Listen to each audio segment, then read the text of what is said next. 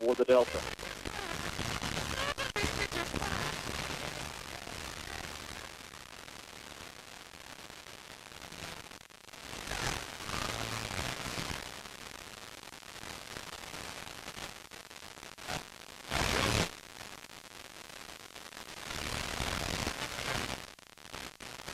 We're located at 501 South Oak Street, Highway 49, Louisville, Mississippi. Give us a call today, 662-756-2745. You won't be disappointed. Expect more from your John Deere equipment and your financing. Find out how at Wade Incorporated. Right now, during the Gear Up for Fall sales event, get 0% financing for 60 months, plus save up to $4,000 in bonuses on a new John Deere 3025 compact utility tractor. With these loaded four-wheel drive tractors, you can take on your land and your to-do list with ease. Wade, delivering service, solutions, and success since 1909. Learn more at wade8.com. Offer ends October 27, 2017. Subject to approved installment credit with John Deere Financial. Some restrictions apply. Prices and model availability vary by dealer, so see dealer for details. Pecans are only the beginning of what you'll find at Indianola Pecan House. Stop in for gift items from your favorite universities, great silver and gold jewelry from designers like Ronaldo, gourmet food items, cupcakes, caramel and pound cake, pecan pies, all made fresh daily. And they also create custom gift baskets for any occasion. Come in and sample their most recent flavors of pecans, crunchy praline popcorn and crunchy praline. Serving pecans around the world for over 30 years from 1013 Highway 82 East. Indianola Pecan House, home of the original praline pecan. Right now, 1 in 3 drivers is cruising around in a state of skepticism about how much value their car insurance company is really delivering. If you're one of them, State Farm agent Andy Daniels in Indianola can help you get to a better state, because he'll talk with you, listen to you, and help put together a policy that has you written all over it. From cost to coverage, all backed by 24/7 customer support. Feeling less skeptical? Then call State Farm agent Andy Daniels in Indianola and officially get to a better state with State Farm. And welcome back to Greenville, Mississippi, the campus of St. Joseph Catholic School. The IA Colonels on the road tonight to take on the Fighting Irish as we continue here with our Sunflower Lumber at Home Center pregame show. The IA Colonels won the opening toss. They elected to receive. We will see Will Davis and company on the field first tonight. Your captains for the Colonels tonight, seniors T.K. Bolden, Cade Policini, Sheeper Phillips, and Tyler Horner. Captains for the Irish, Dylan Johnson, Darius Moten, and JoJo Sanders. Again, Colonels won the toss. They elected to receive. Colonels racked up over 500 yards offensively against the Mustangs last week. See if they can get things going again here tonight on the road in Greenville, first road trip of the season.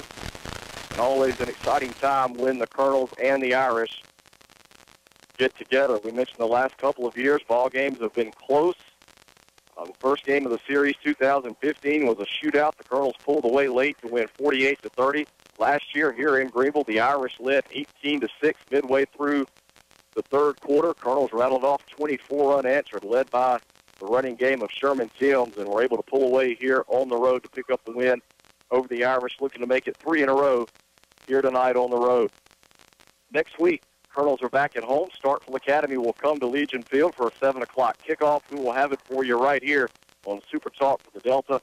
Looking for a big home crowd. First time the Colonels have faced Starkville Academy in some years, and should be a good one next week back at home at Legion Field.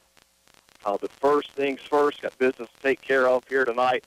The Colonels at St. Joe, and we're expecting a great ball game. Again, we'll remind you, coming up at halftime, we'll have the Double Quick trivia question. You'll have an opportunity to win a $10 gift card from our friends at Double Quick. Make sure you stay tuned for that. We'll give out the number to call at the half. We'll also have first half stats for you. So make sure you stay with us during the half. We'll remind you again, you can watch live video stream of tonight's game and all season long at youtube.com. Search Indianola Academy Sports Network. Again, youtube.com, search Indianola Academy Sports Network. And we want to welcome in all of our friends at First Baptist Church in Inverness who are watching the live stream tonight, and also at Town Market and Restaurant in Inverness. And if I left somebody out, you're streaming at your business tonight, let us know. We certainly appreciate everybody gathered back at home and keeping up with the Colonels. So, again, looking forward to a good one. Just going to put us on our P's and Q's, man, up here. We're going to have to clean up our act and watch our language tonight, I guess. Yeah, you know, I was listening. You got really? Oh, wow. Yeah, I think we're going to be good. We'll have a good game to call anyway. Absolutely right. While we've got a second, still waiting on the teams to take the field, I want to remind you it's not just football time at Indianola Academy. The Lady Colonels softball team is off to a torrent start. Coach Patrick Davis, in his second year with the Lady Colonels, they're having a great year. Also, Coach Ron Slater and the Lady Colonels soccer team off to a great start. So make sure you check out all the action going on at Indianola Academy.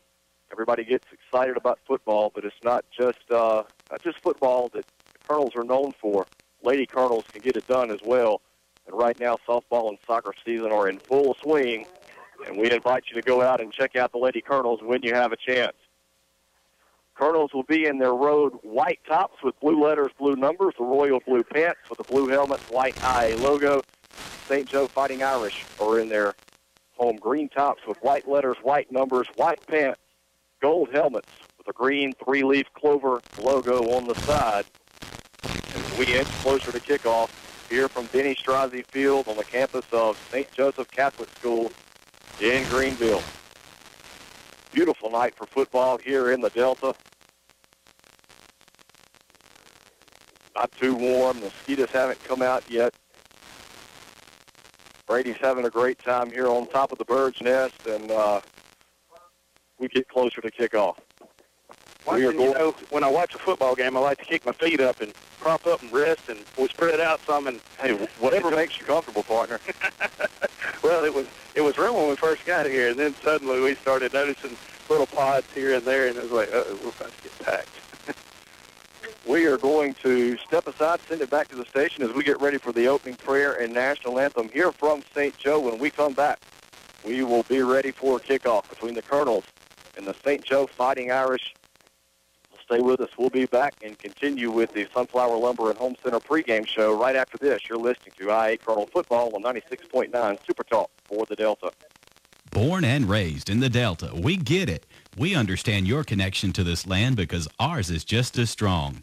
It's not only been our home for 7 generations, but the home of those we care about. We value the natural resources of the Delta and the joy they bring to us.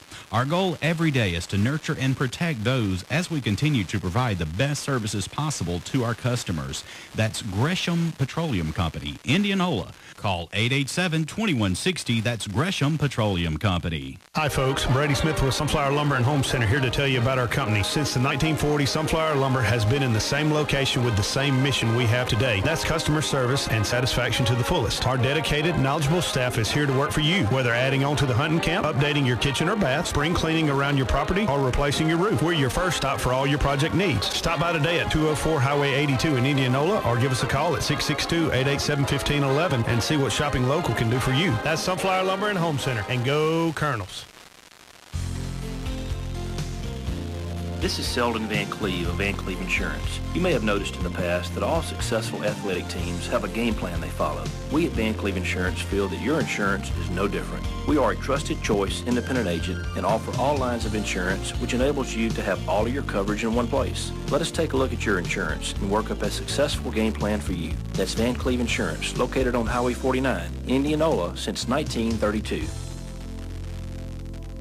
What is the swing bed unit at South Sunflower County Hospital? That's easy. It's the best place to get better. When you need skilled nursing or rehab after a hospital stay, choose South Sunflower County Hospital close to home. On-site therapy, state-of-the-art technology, and easy access to physicians makes South Sunflower County Hospital a great place to get better. During hospitalization and after, South Sunflower County Hospital in Indianola believes that better medicine begins with big hearts. Remember the big hearts and the swing bed unit that's close to home. South Sunflower County Hospital. Uh-oh, Olivia. I scratched the hardwood floor with my truck.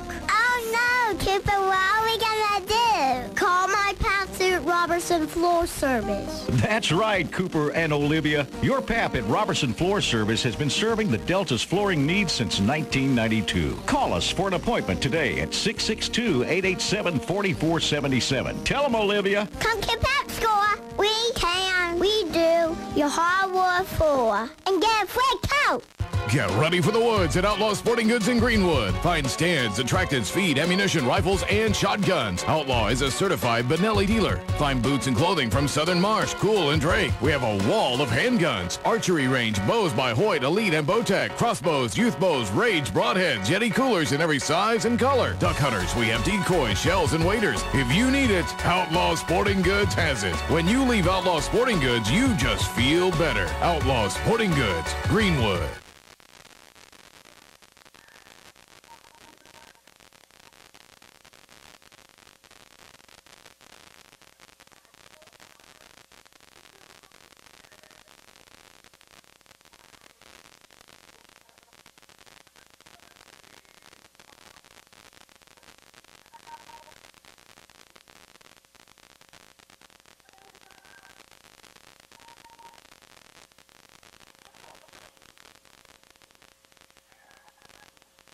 .702.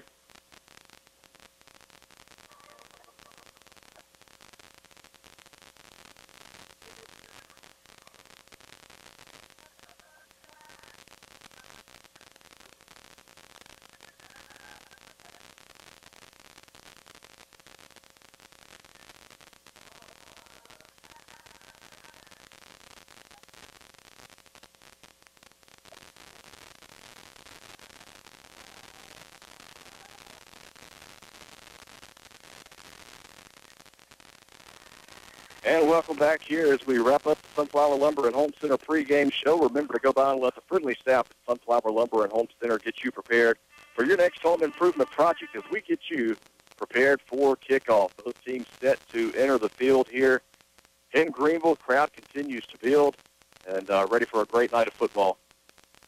Yeah, it's going to be a good one for sure. Watching the air, the cool air starting to kind of kick in here. Hey, I brought the shorts here, and you brought the long sleeve. Thought it was going to be a bad idea.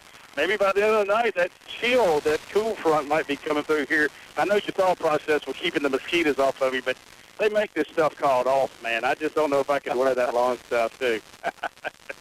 Both teams on the field. Again, the Irish in their home green tops with white letters, white numbers, white pants, gold helmets with the green three-leaf clover on the side. The IA Colonels in their road white tops with royal blue letters and numbers, royal blue pants, royal blue helmet. The white IA logo. Coach Tommy Nestor getting his troops fired up across the way. Also, Bill Offer doing his thing over on the Colonel's sideline. We're just about ready for kickoff. Well, I tell you, you can't hear Bill on this side because it's a pretty loud crowd over here. There's some electricity in the air on this side of the field here. We're on the home side, the west side of the field here, and beautiful, lovely facility that they have here at Greenville St. Joseph. It's a newer facility. We were here last year as well. Set in the same perch here as we were as the last year. That year that we played them at home, I was actually with my wife on the coast watching. She was playing tennis, which is where Kyle Wilson is tonight, so he's missing. So the live stream is, though, I think he's got it in good hands here. These young men here seem prepared and ready to roll here tonight up here on the top. But, we watched it I remember eating at the restaurant there Friday night, watching the entire game, texting you back and forth. I know you were getting tired of us texting you because we were just trying to keep them hammering, man. It's just been a good game, a good rivalry for both schools, I believe there. The junior high came over 2 weeks ago, and, Academy was able to beat them 28-0. And also, while I got a second, might as well give Indianola Academy Junior High a good congratulations shout-out as they were able to defeat Washington School last night 30-13. But tonight we got St. Joe to worry about. JoJo Sanders has it teed up at the 40. The Irish will kick right to left. Colonels will work left to right, and they have Sebastian Harris and Thomas Putnam back deep to return the kick. Officials are ready. As Sanders approaches the tee, we are underway here from Benny Strozzi Field. It's a short kick. Putnam going to come up and take it at the 18. Looks for return room up the left side. Gets five-man 25-30, 35-40 up the Colonel's sideline and taken out of bounds near the 45. Great field position to start here tonight for the Colonels as the sophomore Putnam. Nice return for the Colonels. Well, I can say this, watching film on them last week, they kicked off 5-6 times. That is the deepest that I've seen them kick so far to date. So they changed up their kicking scheme a little bit this week. They did squib kick it a lot last week. Also kind of a pooch kick there where they get up under, get a little air up under and try to run downfield and beat it to the guy there, put a little pressure on that receiver return guy. Putnam did a great job getting to the outside, following his block. making some things happen. First and 10, Colonels from their own 43 is where they'll start tonight. Ball is on the far hash. Davis will open out of the gun. One receiver left, one to the right. Now Bolden goes in motion. Davis will fake the give, keep it for himself straight ahead, and he's brought down after a gain to the 47. Ja'Cory Williams coming up to make the stop for the Irish. And that's big Ja'Cory Williams to you. And I up here. Yeah, exactly. That is a rather large lad there. He is really going to anchor up that middle defensive line for Greenville St. Joseph tonight. He is a tough force to be reckoned with. Indianola Academy offensive line is going to have their hands full tonight. They're going to have to win this battle in the trenches. 4-yard gain, 2nd and 6 from the 47. Davis under center now. Backs are split. Handoff goes to Lester. Got a little running room ahead. Going to be marked just shy of the first down marker. He's in Irish territory. They'll put it near the 48. Bring up 3rd and short for the Colonels. Well, what I like about Lester there at that time, he started feeling the pressure there. Mainly, he knew he was going to be between the tackles, so he knew he had to cover that ball there and really hold on to it. Also, he wouldn't go down. He spun out there at the last second and started pushing with his back feet and his back, trying to get that extra yardage to make a 3rd down, 1 manageable play. 3rd and 1 from the Irish 48. Ball on the far hash. Davis will pitch it right side to Harris. He got the first down and more. Inside the 40, brought down at the 36-yard line, a 12-yard pickup for Harris. It's a Greenville Motorsports first down. I like the article that I read last week. I actually read it. It was 2 weeks ago article. I just read it last night. I was still watching. I was a little behind here. Went on vacation 2 weeks ago, kind of threw me off on everything. Sebastian Harris, loved reading this article there. He talked about running behind his blockers and always running north and south. That is the definition of a true good running back there. Not scared to take the lick. More times than not, he's giving a lick, and he's showing it tonight. He got in behind Lester there, let him make the block and give the first down. 1st and 10, Colonels from the Irish 36. No score, just underway in the first quarter. Davis, quarterback keeper, straight ahead. Works inside the 35 to the 31. A 5-yard pickup for Davis will bring up 2nd and 5. Interesting play selection calling we have here. Coach Nestor did not call on Will Davis to run the ball at all last week, and this week he's already called on him twice in the first series here on offense. And, it just gives them another advantage here, another running back in that backfield there, another person to be a force to be reckoned with, which we knew Davis was a good athlete and could run the ball when needed to. It was just interesting that he didn't get any calls at all last week, and now this week, 2 in 1 series. Kimball and Bolden will split out to the left along with Harris. Davis will work out of the gun with Lester in the backfield. 2nd and 5 from the Irish 31. Davis rolls to his left, looking to pass, steps up in the pocket, hit as he lets it go, and it's tipped and intercepted at the 25-yard line. And the Irish have room for a return. That's Jacob Nelson up the left sideline. He's in Colonel territory to the 35-30. Got him blockers, and his own man runs him out of bounds. Boy, credit Dylan Perry for the Irish with the tackle. He ran his own teammate out of bounds. And a huge break here early for St. Joe. Davis was hit from behind as the ball came loose. It was tipped, picked off by Nelson. Huge return deep in Colonel territory. The Irish will have it 1st and 10 at the Colonel 22. Well, credit Jacob Nelson with making an awesome fingertip catch there. Just staying with the ball the entire time. A great athletic play there. Davis rolling to his left and setting back up there and just not have the time, to see that oncoming blitz there. Was hit at the last second. Ball squirted out there. Tough play for the Colonels. 1st and 10 Irish after the interception from the Colonel 22. Johnson will hand off to Jordan. He's brought down after a short gain. John Abbott Smith coming up to make the stop. Give him 1 to the 21. It'll bring up 2nd and 9. I tell you what, Wesley Lester in there on the hit as well there, doing a good job of hitting. And he made that tackle there on that last play there on the interception there. Went through 2 guys to make the tackle. You're like you said, he ran him out of bounds. He used that 12th man to get him out of bounds there. Johnson will work out of the gun. 2 receivers left, 2 to the right on 2nd and 9 from the Colonel 21. Swings it out in the right flat. It's complete to Perry, and he's hit, wrapped up immediately, taken down by Randy Kimball. Coming up to make the stop, he's going to lose one back to the original line of scrimmage. It'll bring up 3rd and 10 from the Colonel 22. Such an impressive play there by Randy Kimball, just able to tie up the receiver there until he could get some help there, not letting him squirt away from him and slip out of that tackle there, able to hold on there and get some help, and they brought him down there for a no gain. No score, 8:20 to play in the first quarter. 3rd down, 10 yards to go for the Irish from the Colonel 22. Quarterback Bryce Johnson works out of the gun with Jordan in the backfield. 2 receivers left, 2 to the right. Ball is on the far hash. Johnson takes a snap, looking to pass, dancing around in the pocket. A flag is down. That's in the area of holding.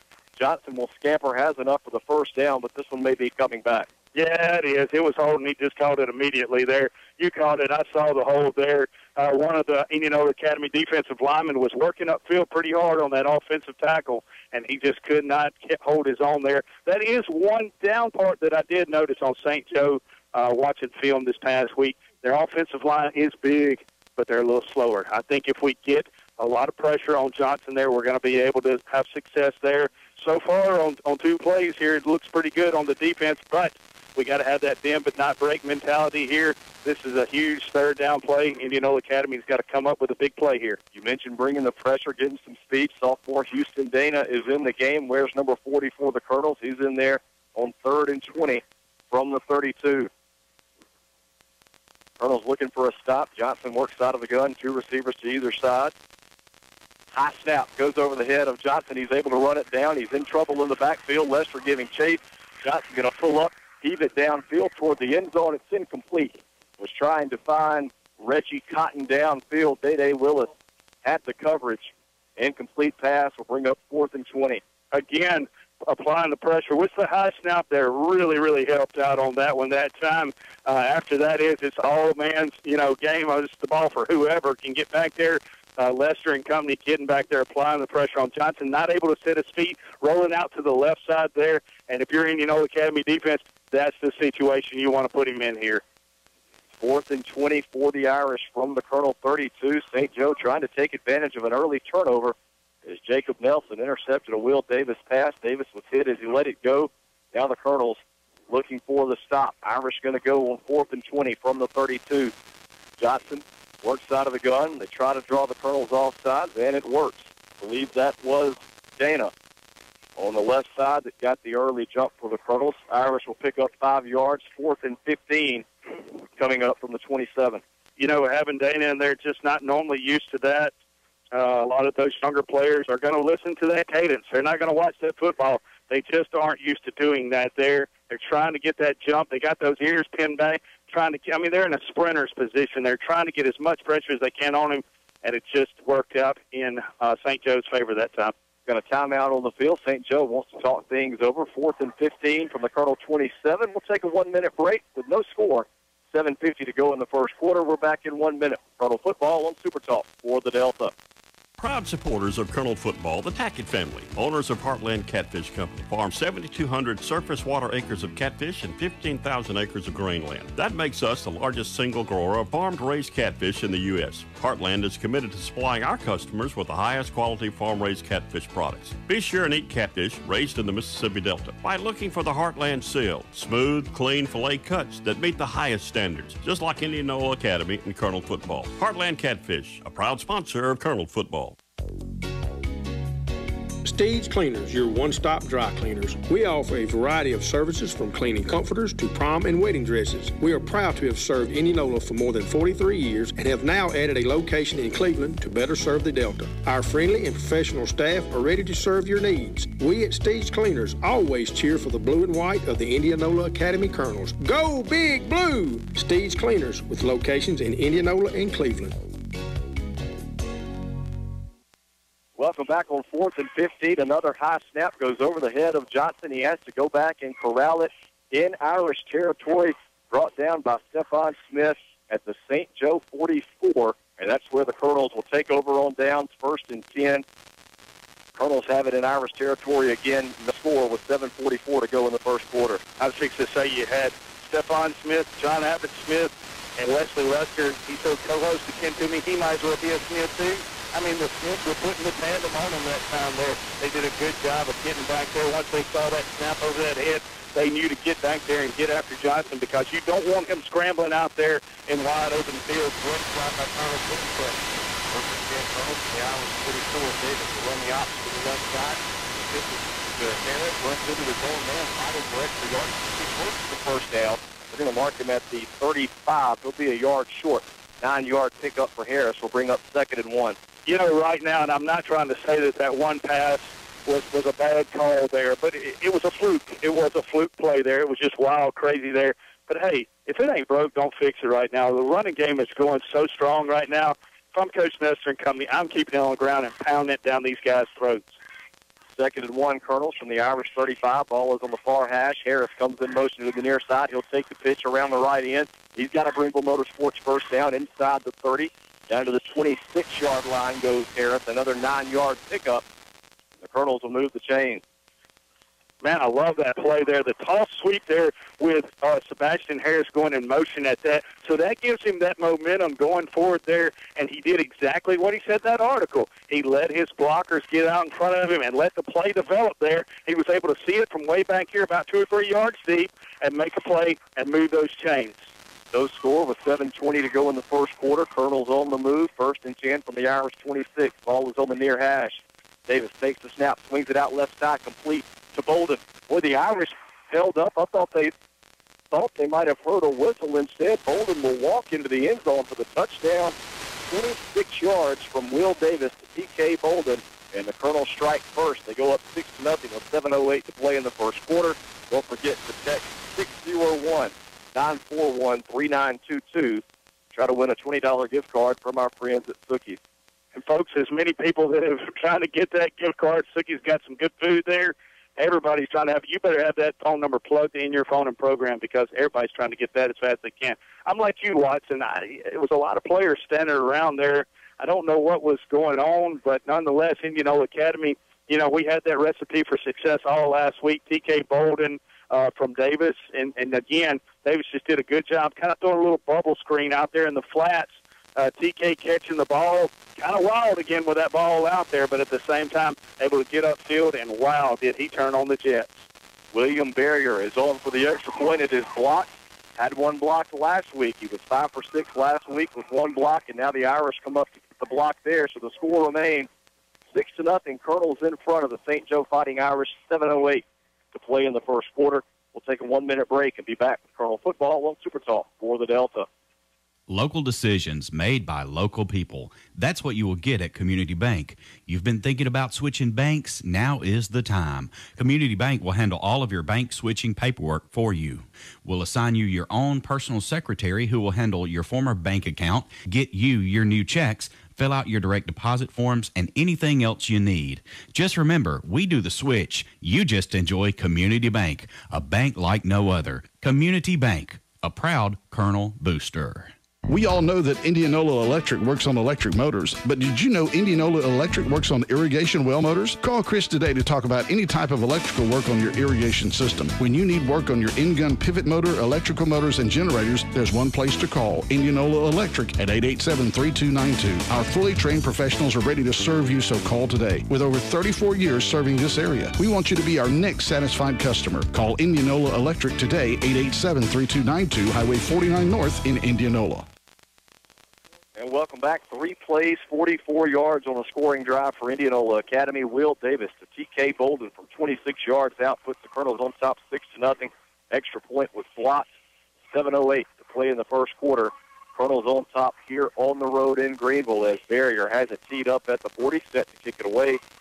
The Irish will send Jordan and Johnson, that's Dylan Johnson, back deep to return the kick. Correction, that looks like Christopher Adams back there. It's a low-line drive kick going to be taken by one of the L-backs. That's Nelson at the 26-yard line. Returns it up the left side, and he's brought down at the 41. The kicker, Barrier, coming up to make the tackle. Well, Barrier laying the lick there. Old 12 gauge got in on the special teams that time. Clinton Jones doing a good job running his lanes there and just holding on for dear life there. That was a big young man running towards Clint there, and Clint wisely just tried to hold on for dear life. Good job running the lanes by the Colonels' defense special teams. I think I heard Mama from across the way over there when the collision was about to take place. 1st and 10 Irish from their own 41. Ball is on the near hash. Colonels on top 6-0 with 7:01 to go in the first quarter. Irish quarterback and U.S. Naval Academy commit Bryce Johnson works out of the gun. He'll turn, hand off to Reggie Cotton, and he picks his way ahead for a couple of yards. Stacked up by Wesley Lester at the 44. A 3-yard pickup will bring up 2nd and 7. Lester's going to have to watch going up the field there. From the defensive end position, you're always taught to stay as deep as the deepest back. He almost worked a little too far up the field that time and allowed a lane there for them to run into. But he's such quick there, he was able to get back and collapse it before they got a big play. 2nd and 7. Johnson works out of the gun again. Time in the pocket, looking to pass. Fires downfield. It's caught by Jordan at the 30 and going to be wrestled down there by William Barrier. Boy, when Johnson is given time, he throws a beautiful ball downfield, hits Jordan in stride, and Barrier there to bring him down at the Colonel 30 to pick up a 26 yards and good enough for an Irish first down. It almost looked like Barrier had a slipping footing there. I'm not sure what occurred, but, just a breakdown of coverage. And you're going to have this. This is a good passing team here. If you can't apply the pressure on Johnson, he's going to pick you apart, that defensive secondary, all day long. 1st and 10 Irish from the Colonel 30. Ball is on the right hash. 2 receivers left, 2 to the right. I do have to say Michelle Van Cleve was our winner of the Sookie's gift card there while we have a second. Congratulations, Michelle. Philip Dawson's going to have to wait another week. I'll tell that story here in a moment. Johnson with a quarterback keeper straight ahead, spins out of a couple of tackles and finally brought down by Eli Lipsy at the 20. But there is a flag down, 2 flags, and this is going to be holding against the Irish. That one will come back. I think I saw 14 Josh Hill shoot upfield there and was being held blatantly there. And then, of course, after he got off the ground, he was showing the officials, making sure they saw what was going on there. I talked to Philip Dawson earlier today. He says there is a conspiracy theory with this Sookie's gift card. He said, interesting. On the first Colonel touchdown last week, he sent his name in before Harris crossed the goal line. He said, I know I had to be first. Conspiracy theory. So he was way out there in the back 40, though, and it took a minute or two to get that signal in to town. That's all it was. So better luck next week. Congratulations to Michelle Van Cleve. They'll mark this penalty back to the Colonel 41. So it's 1st and 21 coming up. Philip saying he was cheating there because how did he know that Harris was going to score? I don't know. That could be cheating. Part of the mystery. Yep. 1st and 21 from the Colonel 41. Johnson works out of the gun. Colonel's on top 6-0. 5:55 to play in the first quarter. We'll keep it straight ahead. Gets by Hill at the 40 and taken out of bounds. Barrier coming up once again to make the tackle. They'll mark Johnson out at the 33, gain of 8 on the play. Bring up 2nd and 13. I tell you what, he is a very elusive quarterback, very fast there. There were 3 or 4 several would-be tacklers there on the Colonel's side. It reminds me of the game where Chris Harris chased Adams Christian guy down forever down there 2 or 3 years ago when we played at Adams. I mean, Chris was all night long chasing those guys, giving it all he had and just could not catch up with it. 2nd and 13 from the Colonel 33. Johnson with 4 wide has a Darlin Price in the backfield. I've been saying Cotton. That is actually Price. I apologize. Johnson flushed out of the pocket, not going to tuck it and run, and chased out of bounds. Credit John Abbott Smith with the tackle. Eli Lipsky coming in there as well. Going to be shy of the first down. Another flag. It will be holding once again against the Irish. I like Jack Dodd's intensity coming in up the middle there at the last second, giving a delayed blitz there. That flushed Johnson out of the pocket there. And, it's kind of a catch-22. You're making the man go to one of his strengths in running the ball there, and all your defensive backs are way downfield there. So they're kind of cleaned out the house there. And if he gets past that initial line of scrimmage there, he can go for days. So, but at the same time, if you don't apply the pressure on him, he's going to stand back there all night and just get comfortable and pick your defensive backs apart. Tough task this week for Coach Nestor and company. This penalty will move the Irish back to the Colonel 48. 2nd down and 28 to go for St. Joe. 5:40 to play in the first quarter. Colonel's on top 6-0. 5 wide here for Johnson. Empty backfield. Has time in the pocket. Steps up. Throws downfield. Has a man open. Hit him in stride. It's caught by Dylan Johnson and brought down. It was a diving effort, or that would have been 6.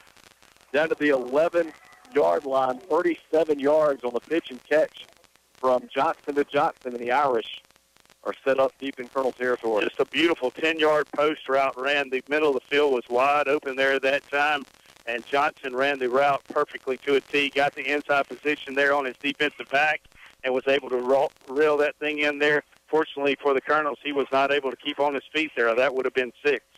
5 wide again, 1st and 10 from the 11. 3 receivers right, 2 to the left. Johnson, quick throw, left side, complete to Jordan. Tries to set up some blockers, can't do it. Going to be wrestled out of bounds. Eli Lipsy coming up to make the tackle. They'll mark it like it's an 8-yard line, 3-yard pickup. They'll bring up 2nd and 7. Folks, if you are listening out there and not watching in on the live stream, quarterback Johnson is 7 yards deep in the backfield there in that shotgun formation. He just stands back there and picks you apart. There's no blockers back there. They got a huge offensive line that's just giving him plenty of comfort. And Indianola Academy wisely is not trying to get upfield too far. They don't want him to scramble and open up those running lanes. So it's a tough task for the Colonels defense tonight. Timeout on the field for a water break. We'll keep it here during the break. 5:16 to play in the first quarter. Colonels on top of the Irish, 6-0. Will Davis connected with T.K. Bolden on a 26-yard pass. The extra point was blocked, and that's where we stand, 6-0. Colonels in front, but the Irish are threatening. Looking at 2nd and 7 from the Colonel 8. Couple of turnovers early in this one. The Colonels are actually the Irish with an interception of Will Davis, and then the Irish go back, turn it over on downs. But now both teams offensively seeming to find their stride. Yeah, they are. You know, and even when St. Joe is getting penalized to death, they are, and I can't say the officials are calling bad here. They are calling blatant holds there, and, you know, you can see it from up here that they're holding, but at the same time, you know, they're able to capitalize still on it and come back and rebound back. That just shows you how good this offensive team is here. This team is going to bend but not break, and they're going to keep firing back at you one way or another. They're going to get their yards tonight. We just got to keep them out of that end zone. 2nd down, 7 yards to go for the Irish from the Colonel 8. 5:16 to go first quarter. Colonels holding on to a 6-0 lead. Johnson will work out of the gun. Empty backfield once again.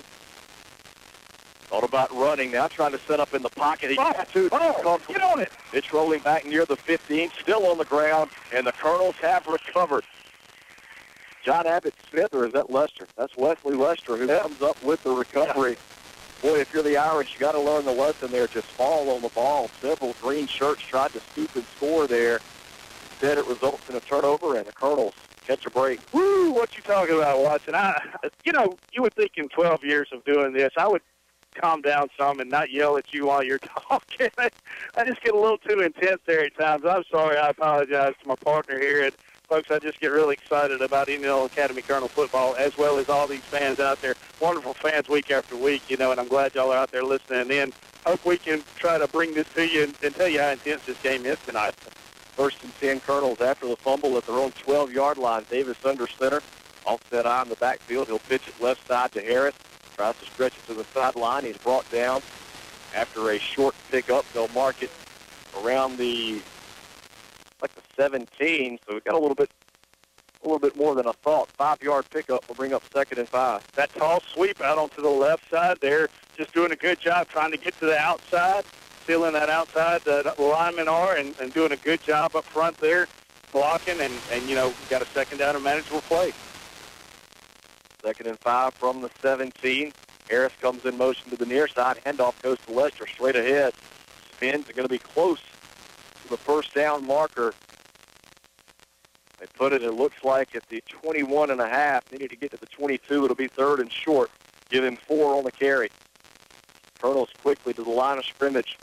Davis under center. Lester takes the handoff once again. This time he's got the Greenville Motorsports 1st down across the 25 up to the 26. A 5-yard pickup for Lester, and that'll move the chains for Big Blue. Hey, you know, that's what you like to call on those holds, those offensive linemen. Doing a great job tonight. Those guys are really earning their keep right now. These guys are chopping at the bit. They've been wanting to prove to Coach Nestor and company all week long, hey, these guys are big up front, but we can hold our own, and they're doing so far so good. 4 minutes to play in the first quarter. Colonels on top 6-0. 1st and 10 from their own 26. Davis looking to pass, throws over the middle. Incomplete. Trying to hit Thomas Putnam. Threw it, looked like in double coverage. That'll bring up 2nd and 10. Well, it is a quick slant route that he's running there, and I'm going to tell you, Thomas being a 10th grader, that's not the most fun route to run there. You know, you got that Kentucky head on her, that free safety sitting back there waiting to take that free shot on you, and, you know, chomping at the bit there, and also the lineman or the linebacker sitting there as well. It's hard to kind of nestle in that comfortable ground there. It's a tough route run there that time. 2nd and 10 from the 26. Bolden and Putnam, the receivers to the left. Handoff goes around the right side to Harris and picks his way across the 30 to the 32. A 6-yard pickup will bring up 3rd and 4. I like it. It's a third down and manageable play yet again. Just the dive there, the power dive, where they're going to just go into the 4 hole, bounce out to the 6 at the last second there between the tight end and the right tackle there. Run behind your all-district tackle there. Watson Brewer there doing a great job up front on that offensive line, really anchoring that offense. He's the senior. He's going to be the playmaker, the guy they're going to have to count on all this year. 3rd and 4. The 32, ball is on the near hash. Davis will go under center, I formation in the backfield. Now Harris, split-sided motion left side. Handoff to Lester. Straight ahead, tries to spin out of initial contact. He will not have the first down. They're going to mark it. I say he won't. Boy, he got a favorable spot. Wow. Official on the near side. They really did. And he may have it. He really did. Wow, that was a very favorable spot. I hate to say it. I can see it. That's exactly true. That's my brother-in-law, but at the same time, I mean, you know, I didn't think he got that far. It was a quick counter play there where they pulled the backside left guard and hit up in the hole there. The center's job, Logan White, did a great job of getting out of the way and opening up that hole there so that guard can pull off his rear end, kick the block out there. Lester's able to hit in behind that guard and get in for the much-needed yardage there. They'll bring the chains across to measure, and Lester will have the first down, so give him 4 on the carry. 1st and 10. Colonels at the Greenville Motorsports first down to the IA 36. Colonels continue to lead 6-0 with 2:55 to play in the first quarter. And on the move once again. It's kind of like playing tennis where whenever you're receiving the serve and you get a double fault, take that point any way you can, man. It's not the prettiest way to get the point, but at the same time, if it's effective, you'll take it. Absolutely. Ball is on the near hash. Bolden and Putnam, the receivers to the left. Lester and Harris split in the backfield as Davis works out of the gun. Takes a snap, looking to pass, has time, steps up, throws over the middle, incomplete. Is looking for Putnam at midfield. And broken up by Dylan Perry. Nice coverage downfield. Incomplete pass will bring up 2nd and 10. An interesting scenario here. Your tight end on the right side that time, Josh Hill. He's also your backup quarterback. That's the first time I've really watched him stay in and block there. Had a big job of blocking this backside defensive end here, number 23 for St. Joe. His name's Jacob Nelson. He's an 11th grader. I wish I had a size listed on him. He is huge, enormous guy. Josh Hill did a good job of keeping him off of Davis. 2nd and 10 from the 36. Lester takes a handoff straight ahead, puts his head down, and falls to the 41. A 5-yard pickup will bring up 3rd and 5. Once again, a third down and manageable play, and, you know, the Academy's going to be facing right here. I like to see these offensive line, not really going with Sebastian Harris right now, kind of spreading the ball out, giving the love to everybody here. And, Harris, though, even whenever he's not getting the ball, he does a great job of being the decoy there. And you can tell St. Joe's really keying on Harris, and all these other Indianola Academy Colonels, when they give him the opportunity, are going to have to step up and make some plays. 3rd and 5 from the Colonel 41. Harris comes in motion to the near side. He'll take the pitch around the right end. Tries to shuck a couple of defenders and cannot do it. He'll be wrestled down shy of the 45. Be a couple of yards shy of the first down. I think we're in 4-down territory, though, right now. No, actually, we're not across midfield yet. I think we got a punt here. You know, that play that time there, first off, we ran to the short side of the field. I don't like running the tall sweep to the short side, but that's Nestor's bread and butter. That's what he likes to do. Second, there, Harris was a little bit behind his blockers there. Got to get up behind those guys a little better. 4th and 2 from the 44. Colonel's going to go. Davis under center, going with the hard count. Turn, hand off to Lester. Puts his head down, runs into a green wall, and he will not have it. Boy, credit the Irish that time. Jacob Nelson, you mentioned him a moment ago, comes up to stuff Lester. That'll be a turnover on downs, and the Irish will take over 1st and 10 at the Colonel. Wow. Also, number 7, Dylan Johnson coming in there. Pretty close to a first down now, they say St. Joe ball. Yeah. He did get a lot closer than what we expected, but it was a turnover on downs. You know, right now watching the momentum's out there in the center of the field, and all these offenses seem to get going a little bit here and there. It's kind of a slow-paced game right now. Indianola Academy trying to ground it out on the ground.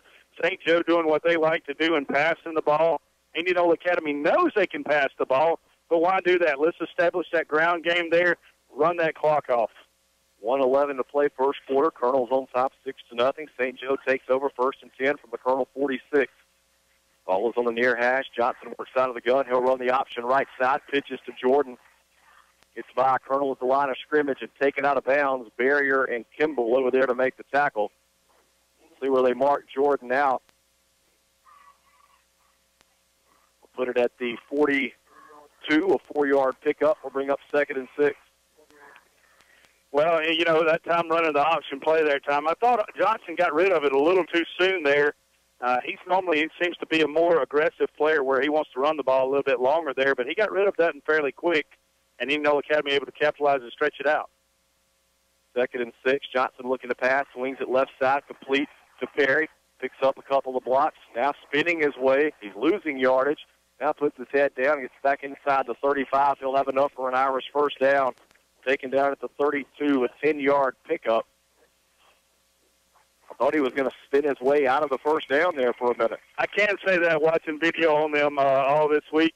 They like to hit that triangle button on that remote control there. They like to do the spin a lot of time there, and sometimes it's very beneficial for them, and sometimes it does hurt them.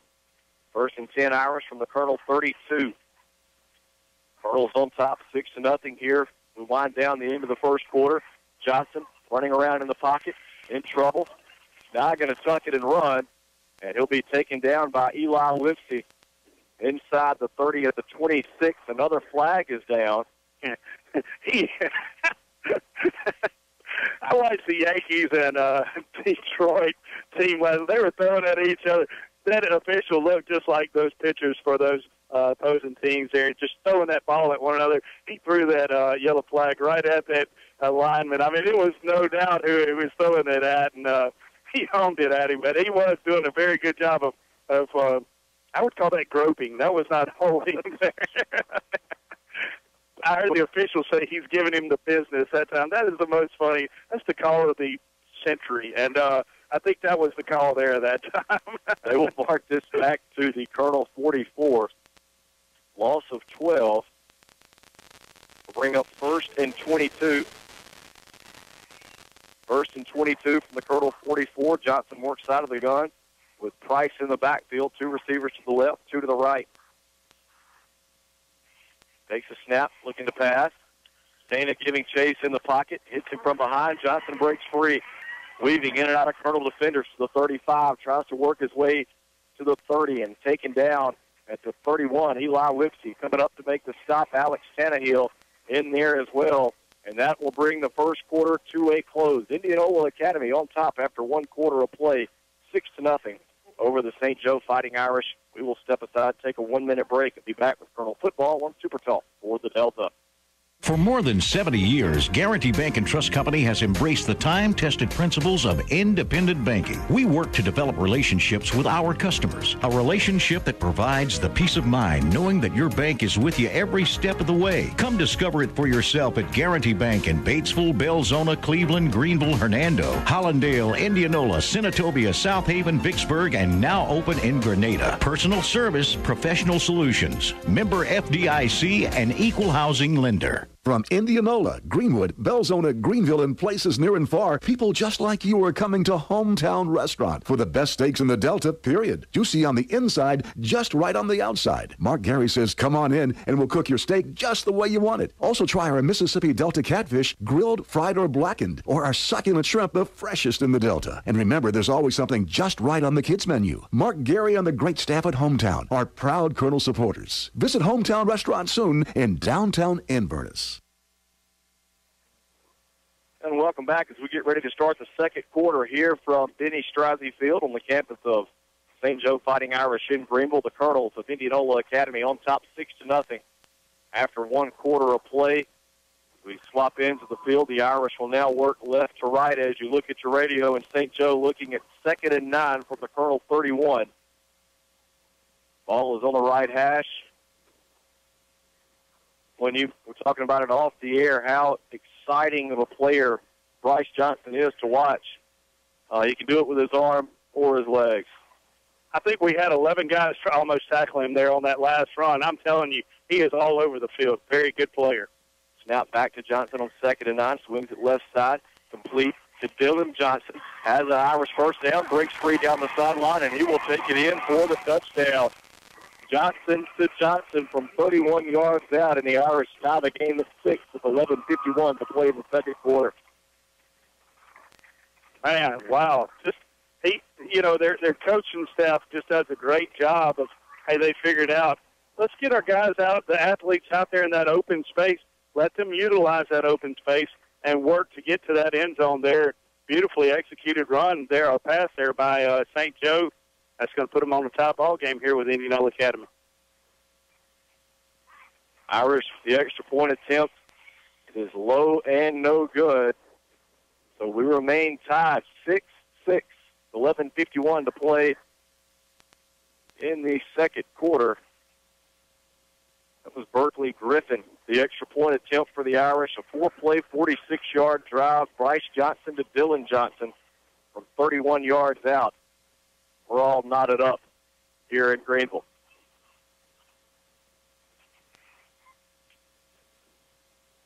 Just going to be an exciting game all night, Watson. It's going to be tough. It's going to be a hard-fought battle here. And, we knew, first off, coming into this game that it's going to be a good game to watch. But second off, last year all those fans got sick of those 35-40-0 battles by halftime, everybody falling asleep at the game. If you want to see a good game, which you saw one last year against these two teams, this is the game to be at. Indianola Academy sideline, the visitor's side. It's a short 30-minute trek, and a lot of people made it over there. Wow, the attendance is beautiful over there. You got to like those road warriors coming out here getting excited and cheering on these Colonels. Irish set to kick it away. We saw Sanders kick off earlier. Now it will be Mootsie handling the kickoff for the Irish. Colonels will send Harris and Putnam back deep to return. 6-6 with 11:51 to play in the second quarter. Mootsie with the short kick. Colonels will call for a fair catch. James Hill will haul it in at the Colonel 39, and that's where IA will start this drive, 1st and 10 from their own 39. Well, here's where you got to just come back and sit up and get comfortable on the offensive side of the ball. You can move it against them at will there. We got stuff there. Just, got to get back and get some composure here. Tell that offensive line, hey, it's time to wake up, and let's keep it going. Keep that intensity going on that offensive side of the ball. 1st and 10, Big Blue from their own 39. Ball is on the near hash. Davis will go under center with Lester in the backfield. Harris is in the slot to the near side. Davis, quick drop, looking to pass, throws right side, caught by Bolden in Irish territory, breaks free, and he will take it the distance. TK Bolden, nobody will catch him, and there are no flags. 61 yards from Davis to Bolden, their second touchdown connection of the night, and just like that, the Colonels back on top, 12-6 with 11:40 to play in the second quarter. Watson, I'm going to quote myself here. I said it earlier. I knew it. Indianola Academy knows they can pass and score at ease. We know that, and we have that confidence. What we got to do, though, is establish a little ground game here and melt some of that clock. You don't want to give Bryce Johnson and company all the time in the world on the offensive side of the ball to execute and score touchdowns, because if you do, there's going to be a lot of points on that board. That board could get broken with all the bulbs that will be blown out of that thing tonight. Barrier is on for the extra point attempt. His first one tonight was blocked. A good snap back to Hill. This time the kick is up, and it is good. Colonels 13, Irish 6. 11:40 to play in the second quarter. We'll take another 1-minute break and be back with Colonel football on Super Talk for the Delta. Hi folks, Brady Smith with Sunflower Lumber and Home Center here to tell you about our company. Since the 1940s, Sunflower Lumber has been in the same location with the same mission we have today. That's customer service and satisfaction to the fullest. Our dedicated, knowledgeable staff is here to work for you, whether adding on to the hunting camp, updating your kitchen or bath, spring cleaning around your property, or replacing your roof. We're your first stop for all your project needs. Stop by today at 204 Highway 82 in Indianola or give us a call at 662-887-1511 and see what shopping local can do for you. That's Sunflower Lumber and Home Center, and go Colonels. Van Cleve Insurance is the trusted choice independent agency that has been serving Indianola and Sunflower County for over 80 years. To stay around that long, we've had to care about a lot of people. If you're not already insured with us, we'd like for you to be a part of our winning team.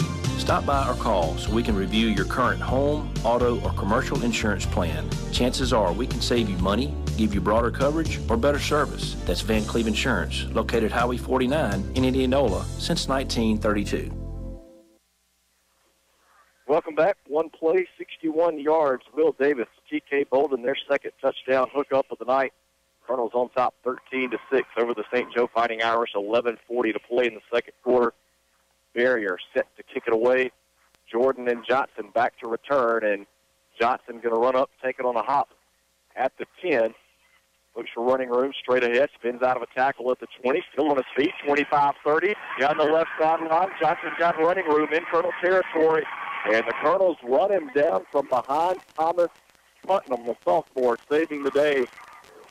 As Dylan Johnson was thinking 6. That would have been a 90-yard return. Instead, Putnam runs him down from behind. They'll mark it at the Colonel 28-yard line.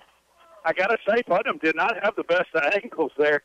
Just fortunately caught up. I don't know how he got that leg speed. I'm sure his dad is not going to admit to him inheriting it from him. But Putnam did a great job there of coming across the field there and making that touchdown-saving tackle there. Great job by the sophomore, not giving up, giving in there, because that was a fast, tough task to catch there, and he was able to do it. 1st and 10 Irish. They put it at the Colonel 29. Ball is on the left hash. Colonels on top 13-6. 11:26 to play before the half. Johnson takes the snap, looking to pass, has time. Lost it toward the end zone, looking for Jordan. It's tipped and incomplete. Second and third effort from Jordan. He couldn't hang on. Barrier had the coverage downfield. Also, Woods Toller back there as well. Incomplete pass will bring up 2nd and 10. You know, we saw this at last year's game there. You know, you want to get everybody to apply the pressure there. Indianola Academy kind of playing a mirror image of Johnson right now. Not really. You do kind of want to give him time to sit back up there in the pocket because you don't want him to scramble there, and Indianola Academy just trying to get in his face and put some hands up there. 2nd and 10 Irish from the Colonel 29. Dodd walks up, showing blitz. Now he'll back away. Johnson throws right side, complete to Perry. Dances down near the 25. 3 Colonels let him go. Wow! Somebody came in and put him down with authority.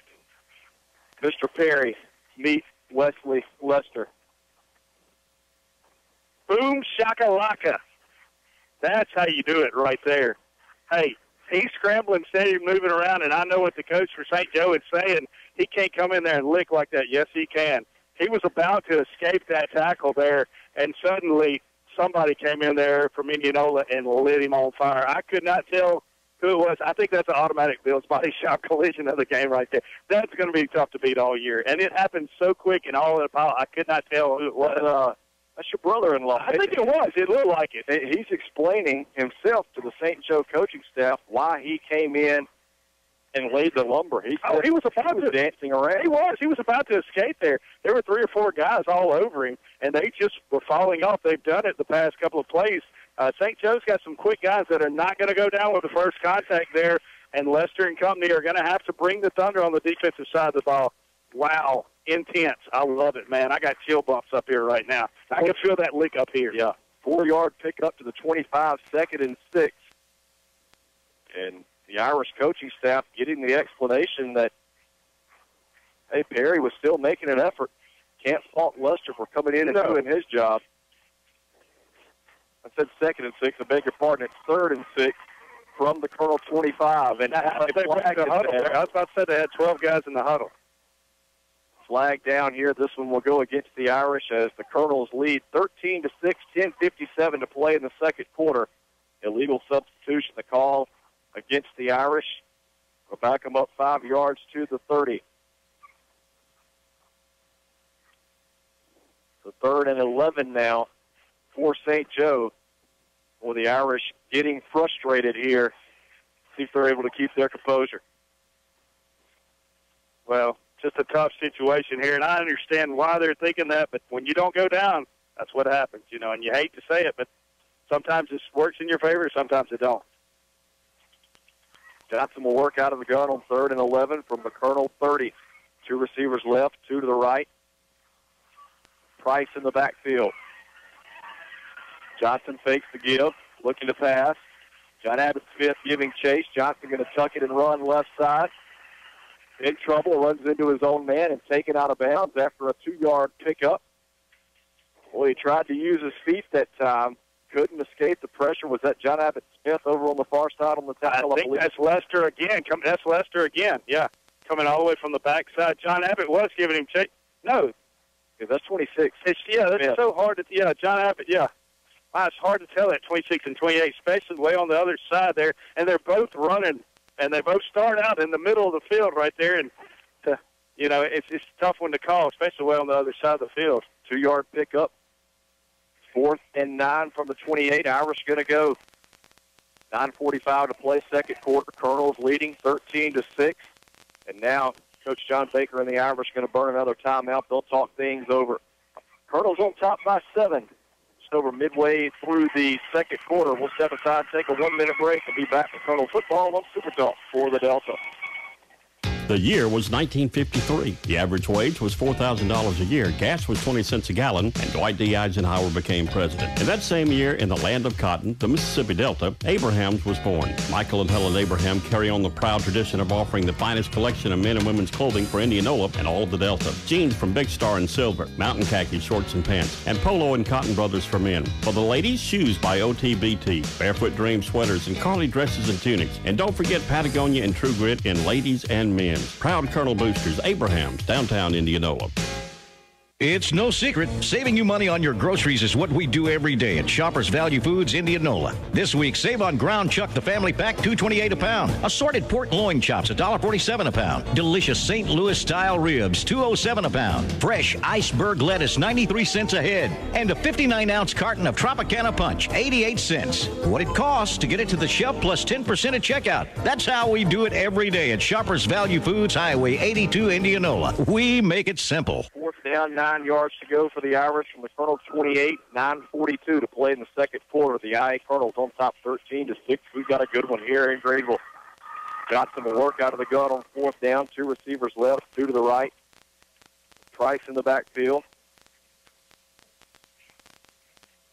Johnson takes the snap, looking to pass. Here comes Dana, hit as he lets it go, and the ball is incomplete. Had a man open, would have been good enough for the first down. They were trying to hit Reggie Cotton. Ball's incomplete. Turnover on downs. Colonels will have it 1st and 10 at their own 28. I love it, Watson. You know, the play selection was working out perfect there for Coach Nestor and company. What a good scheme here that they're bringing in Houston Dana this week instead of Schieffer Phillips. Schieffer, not taking anything away from him, a talented young athlete that he is there. But, hey, he's going to be on the offensive side of the ball. Get those fresh legs in there, those faster, quicker legs, carrying a little bit less weight than Schieffer is, and really applying that pressure on the quarterback there, popping him at the last second there. Houston Dana did a great job applying the pressure. Who knows, it might have made him release a little bit soon there. Incomplete pass, turnover on downs. 1st and 10, their own 28. Big Blue on top, 13-6. Davis looking to pass, right side, caught by Bolden and brought down across the 30 at the 32. A 4-yard pitch and catch will bring up 2nd and 6. TK did a good job being interviewed on TV yesterday. I don't know if you saw it or not. Pretty good interview, though, by both sides of the field there. I was really excited to watch that, be a part of it, and, be a part of Indianola IA Colonel Nation, I guess you would say. And I guess I could call myself a part of it. Absolutely. Haven't been in this thing 12 years for nothing. Yeah, that's right. 2nd and 6, Colonels from their own 32. Davis under center. He'll turn, hand off to Lester. He's hit by big Ja'Cory Williams in the backfield and taken down. And the Irish fired up about that hit. They'll mark it at the 32, so they'll give him forward progress back to the line of scrimmage. No gain on the play. We'll bring up 3rd and 6. Yeah, it's tough right now. You really want to get that ball back in Harris's hand here, especially in this situation, or a pass here. I'm sure Nestor and company have plenty of plays drawn up for getting that 6 yards, 7 yards that they're going to need for that first down. 3rd and 6 from the 32. Davis out of the gun. Trip receivers to the near side. Davis with a pump fake, looking to pass. Hit as he lets it go, and it's picked off. JoJo Sanders at the 45 has a return room up the right side, or down the right side, I should say. Sanders taken down by Sebastian Harris. Deep in Colonel territory. Another member of the Irish loses the headgear. Teams exchanging words. Well, we said this one was fun from the opening kickoff back in 2015 when this series started. The fun continues here tonight. Irish back in business. They've got 1st and 10 from the Colonel 23. 8:10 to play in the second quarter. Colonel's on top, 13-6. Yeah, the Irish just applying a lot of pressure there, and Indianola Academy's offensive front just could not keep him out of the backfield. Davis on that 3-step drop, but also a pump fake there, then trying to hit the deep man, hoping that everybody committed to the short pass and the pump, and nobody did, especially that defensive bull rush. 3 receivers stacked to the short side of the field, the right side here for Johnson, who works out of the gun. Takes the snap, looking to pass. Goes deep left side toward the end zone, looking for Jordan. It is caught, or they say incomplete. No, they say caught. Touchdown. Day Willis was pleading his case for that to be incomplete. Is there a flag down, or is that confetti? Confetti. Wow, what a play by Jonathan Jordan going up to bring that ball down in the end zone. Irish pulled to within 1, 13-12, 8:03 to play in the second quarter. Johnson to Jordan from 23 yards out. You got to give credit where it's due there, and Johnson and company just did a good job putting the ball where only his receiver could catch it. I thought Willis had very good coverage there that time. Just got an athletic receiver out there. It's going to be tough guarding him all night long there, and, it was from the far end of the field, so we couldn't see where it went to. Tough decision there for the Colonel. Irish going to go for 2. Johnson under center. He'll pitch it right side to Price, and he is in for the 2-point try. The Irish go on top 14-13 with 8:03 to play in the second quarter. Boy, they, like you said, different outlets have set this one up all week as the game of the week, and boy, it's been nothing but 14-13. Irish on top with 8:03 to play in the second quarter. Yeah, been an exciting one so far, Watson. I tell you, it's very quick, fast-paced here. And I talked about earlier, the scoreboard could use all the bulbs tonight there, and it's a tough one. You would think by week 2 we would have all the bulbs worked out over here, but they don't. Nonetheless, there, Indianola Academy going to have to regain some composure here on the offensive side of the ball. Didn't really get much going this past series there. It gave St. Joe the short field, and they took advantage of it. What an exciting offense there. Great plays there. St. Joe defense is going to have to really step up and make some plays. So the second Irish interception of the night turns into points for Mean Green, and St. Joe on top 14-13. 8:03 to go in the second quarter. I think the scoreboard operator got a little happy. That says 19-13. It does sound to miss something. I don't think you get that many points on a 2-point try. A 5-point conversion. Sanders back out there to kick for the Irish. Harrison Putnam, the return man for the Colonels. Long end over end kick, going to go into the end zone for a touchback. And the Colonels will start this drive at their own 20 as they trail St. Joe 14-13. 8:03 to play in the first half. Wow, what did that? I guess that's that adrenaline coming out there. You normally just don't see that kind of kicking by St. Joe there. Showed something a little different there, and Indianola Academy was definitely not ready for that. What Coach Nestor dials up here is the Colonels trail, if I'm not mistaken, for the first time this season. I don't believe they trailed Pillow Academy at any point last week. Davis will go under center, I formation in the backfield. He'll turn, hand off to the second man through. That's Harris. Fights his way upfield to the 28-yard line. An 8-yard pickup will bring up 2nd and 2. the senior Dylan Johnson, rather, coming up to make the stop. The senior there, Sebastian Harris, doing a good job. Saw an opening there, squirted out to the left side there, and was able to move up close there in a nice hard run in between those tackles and gave us a second down and manageable play. 2nd and 2 from the 28, ball on the near hash. Davis will turn handoff to Harris. He's got a Greenville Motorsports first down up to the 33, a 5-yard pickup for Harris, and that'll move the chain. Well, you know, whenever you got to depend on your workhorse, I believe Coach Nestor, you know, has tried to decoy him enough now, and he's like, enough of this. Let's just get it to our workhorse, our senior guy, 2 plays, moving the chains there. Hey, you know, Sebastian, he's just always going to give you every bit he's got, play after play. He's going to be worn down, I believe, by the end of this game. I think Coach Nestor's ready to go back to his bread and butter. 1st and 10, Colonels from their own 33. Davis will turn handoff to Harris once again. Tries to pick his way straight ahead, works up to the 40. 7-yard pickup, tackle made by JoJo Sanders. 2nd and 3 coming up for the Colonels. I believe that was the right tackle, Watson Brewer, pulling to the left side there, getting upfield there. That's tough whenever you call on that. The big senior, though, getting out of his stance and getting upfield there and making some blocks there for Harris, allowing him to vault into that secondary guys there and getting that second down and manageable play here. 2nd and 3, Colonels from their own 40. Ball is on the near hash as IA trails St. Joe 14-13, 6:28 to play, second quarter. Davis will hand off to Harris once again, tries to bounce to the right side, and he should have enough. The Greenville Motorsports first down stretches to the 43-yard line, and that will move the chains for the Colonels. Well, good run yet again by Sebastian Harris. Just not going down with the first bit of contact that he has there. Doing a great job for the Colonels offense here, moving those chains again, milking that clock, taking some time off of it there. We're not going into a laid-back offensive style, but at the same time, it is running some clock time. Giving 4 to the 44. 1st and 10. Davis rolls to his left, looking to pass. It's up. It's intercepted again. This time, Jonathan Jordan with the pick. And he's got running room in internal territory. The 35-30 finally taken out of bounds by Harris.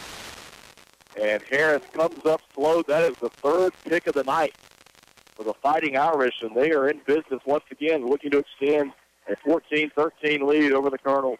Well, that one there for sure was all on Davis. The first time was on his offensive line. Second was a little debatable, probably on his line as well. That one was fully on Davis, though, there. I think he watched his receiver all the way downfield there that time. Looked real good, rolling out in the pocket, rolling to his left side there, and got his feet up under him there, looked comfortable setting up there, and just fired it right in the middle into too much traffic there. St. Joe's defensive backfield, too much there that time, and a tough time to get that 3rd turnover. 1st and 10 Irish from the Colonel 24 after the pick. It'll be Price taking the handoff inside, now bounces to the right and tripped up Eli Lipsy. Coming up to make the tackle, I beg your pardon, that's Woods Toller. Wow. And it's to the 22-yard line, 2-yard pickup will bring up 2nd and 8. Talk about a shoestring tackle, but a shoestring tackle with authority. Got the job done there. Woods Toller did an excellent job. Open field tackle there. I tell you, had he slipped out of that, he would have gone for a long time there. Woods Toller did a great job stepping up there, though, making the play for Indianola Academy defense. Timeout on the field for a water break. 5:25 to play, second quarter. Colonels, beg your pardon, Irish on top of the Colonels, 14-13. We'll step aside and take a 1-minute break. You're listening to Colonel Football on Super Talk for the Delta.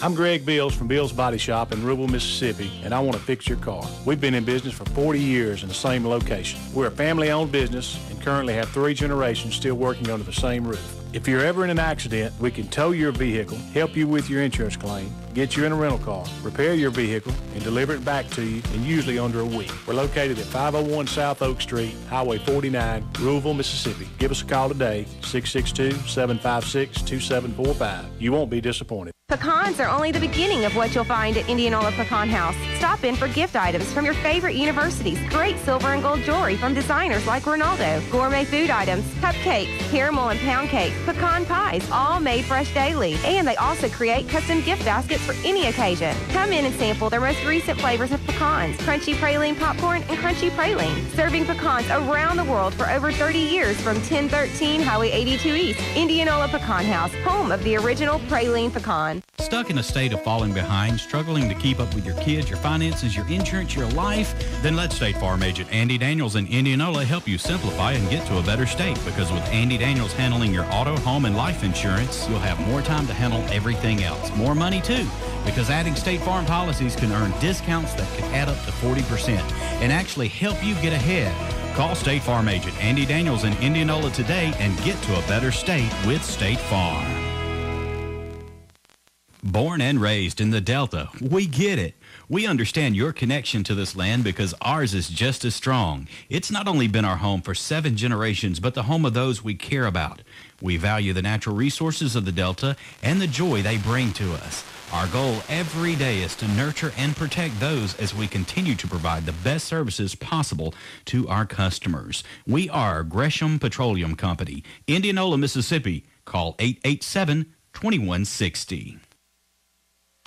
Welcome back. The Irish lose 3 yards on second down, and then an incomplete pass on third down will bring up 4th and 11 from the Colonel 25, 4:28 to play in the second quarter. St. Joe on top 14-13. And the Irish going to go for it on 4th down. It's 4-down territory for those guys, which if I had Bryce Johnson in the backfield, not taking anything away from Will Davis, but he's an exciting young man there, and he makes some plays occur. 4th and 11 from the Colonel 25. Johnson will work out of the gun. 2 receivers left, 2 to the right. Colonels bring in blitz, and they come across early. Jack Dye, the guilty party.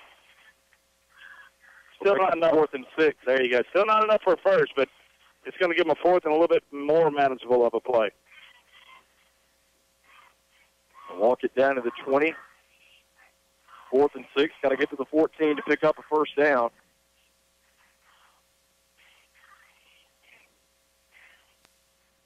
Irish will bring on the field goal unit.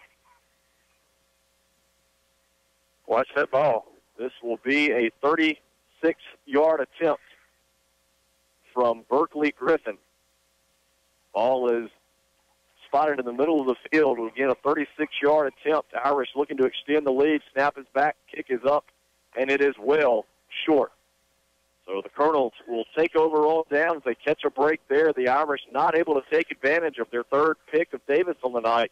Score remains St. Joe 14, Indianola Academy 13 with 4:23 to play before the half. Well, good bend but not break mentality there for the Indianola Academy defense there. Did an excellent job of standing up and applying the pressure. What really stood up on that series there was the defensive backs. Whenever they got called upon to make some open field tackles, did a great job of bringing back down the receivers, not getting that air out there. Colonels will have it 1st and 10 at their own 20. Davis runs the option around the right side, keeps it for himself. He's got the first down and more. Up to the 35 and finally taken out of bounds. They'll mark it at the 36. A 16-yard run for Davis. A Greenville Motorsports first down. And Davis's helmet came off, so he's going to have to check out that play there. Hard, tough run there around the right side. The option player, Coach Nestor and company, probably noticing that the defensive end is not picking up the quarterback there, and they took advantage of it that time, got him around the right side, and allowed Davis to vault into that secondary for a much-needed first down. Josh Hill will check in at quarterback, 1st and 10 from the Colonel 36. Lester and Harris in the backfield. Hill will turn, hand off to Harris, picks his way right side. He's got the first down and more to midfield inside Irish territory. Finally brought down at the St. Joe 45, a 19-yard run for Harris. Another Greenville Motorsports first down. I don't know if you remember last year, Watson, but we went into the locker room down at halftime. Second half, Sherman Timms bust right up the middle there and ran that long, I'd say about 80, 85-yard touchdown to really get the things going in our momentum. Sebastian Harris that time showed a little reminiscence of that, getting some much-needed yardage. Again, give us that breathing room that we need down here to be on our side of the field. Officials will blow the whistle. St. Joe wants another timeout. 3:48 to play in the second quarter. The Irish with the 1-point lead, 14-13. Colonels looking to strike back. They have it 1st and 10 from the Irish 46. Be interesting to see if Colonels elect to keep it on the ground here if they try to go back to the air once again. Yeah, good. I think we still got plenty of time here. Stay patient here. Still plenty of time to score. We want to milk as much clock as we can. The less time you got for Bryce Johnson and company to be on the offensive side of the ball, the better off you're going to be there, Watson. I believe that would be St. Joe's third time out there, so they probably don't have any more. However, they like to pass, so when the pass is incomplete, that does always stop the clock as well. So kind of works in their favor. Hey, it's no sense in taking them with you. You can't use them. They don't go roll over to the second half there, so might as well go on and use them. Well, this one's been back and forth. Irish with a 1-point lead, 14-13. Could be much worse. The Colonels with 3 turnovers already tonight, 3 interceptions from the Irish. Right now in business offensively, 1st and 10 from the Irish 46. Lester will take the handoff straight ahead, puts his head down, carries a couple of Irish defenders inside the 40 to the 39. A 7-yard pickup for Lester will bring up 2nd and 3. Good hard running there off that left tackle right behind his rear end there. Just coming straight through there, diving right up the middle and getting something out of nothing there. There wasn't much of a hole there, but he made it happen. Great hard running there by Lester. 3:20 and counting to go in the second quarter. Colonels trail by 1. Davis will turn, hand off to Harris. He's got the first down, bounces to the outside. They're going to be inside the 30, about the 28 before he's taken out of bounds across the way. So Harris will move the chains once again. Another Greenville Motorsports first down. Man, he really gets those legs a churning, and when he does, it's hard to bring him down. Nice lumber laying over there on that visitor side of the field there, the far side away from us. It's hard to kind of see everything over there. Harris getting to the outside, though, getting into open field where he does the best job there of making some blockers miss him. Very good elusive running back. Give him 10. They put it down at the 29. 1st and 10, Colonels from the Irish 29. Looking to regain the lead. Davis will turn, hand off to Harris, fighting straight ahead. Going to be brought down from behind. Jacob Nelson coming up to make the stop. They'll put it at the 23, a 6-yard pickup. Bring up 2nd and 4. And Watson, even though he's not marked as a captain, nor did you highlight him, I told you at the beginning of the game, 23 was always in the film there. As last week, Jacob Nelson just finding himself all around the ball at all times. A very key figure in St. Joe's offense and defense. 2nd down, 4 yards to go. Ball is at the Irish 23. Clock continues to run. 2:15 to play before the half. St. Joe on top, 16-13. And the Colonel's going to have to burn a timeout. Lester was trying to give Toller some assistance with the headgear. Yeah. They couldn't get things together. Colonels have to burn a timeout. We will step aside and take a break as well. Back in 1 minute with Colonel Football on Super Talk for the Delta.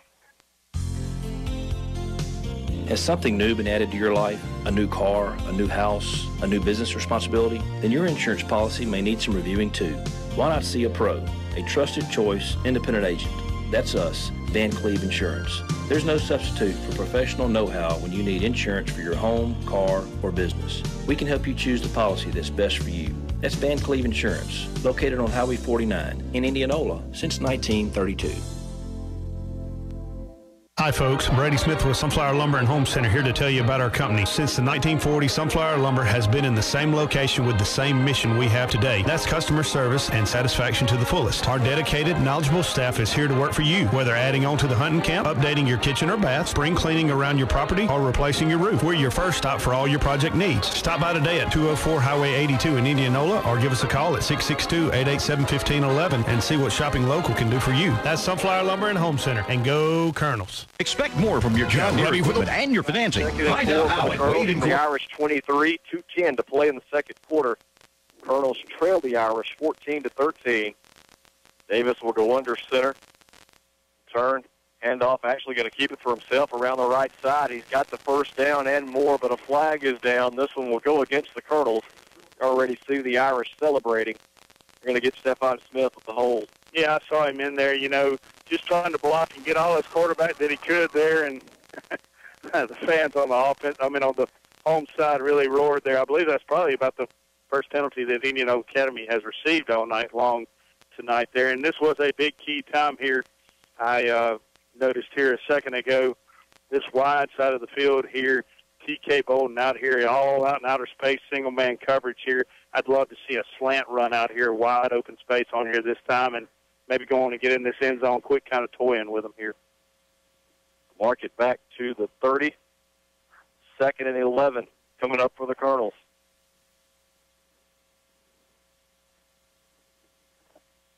Well, if there are any Indianola Academy ninth graders out there listening, looking for some bugs for their bug collection this year, come on up to the press box. Me and Brady can help you out. I promise you that. 2nd and 11, Colonels from the Irish 30. Davis will turn and hand off to Harris. Puts his head down, brought down at the 25-yard line. Ja'Cory Williams coming up to make the stop. 5-yard gain will bring up 3rd and 6.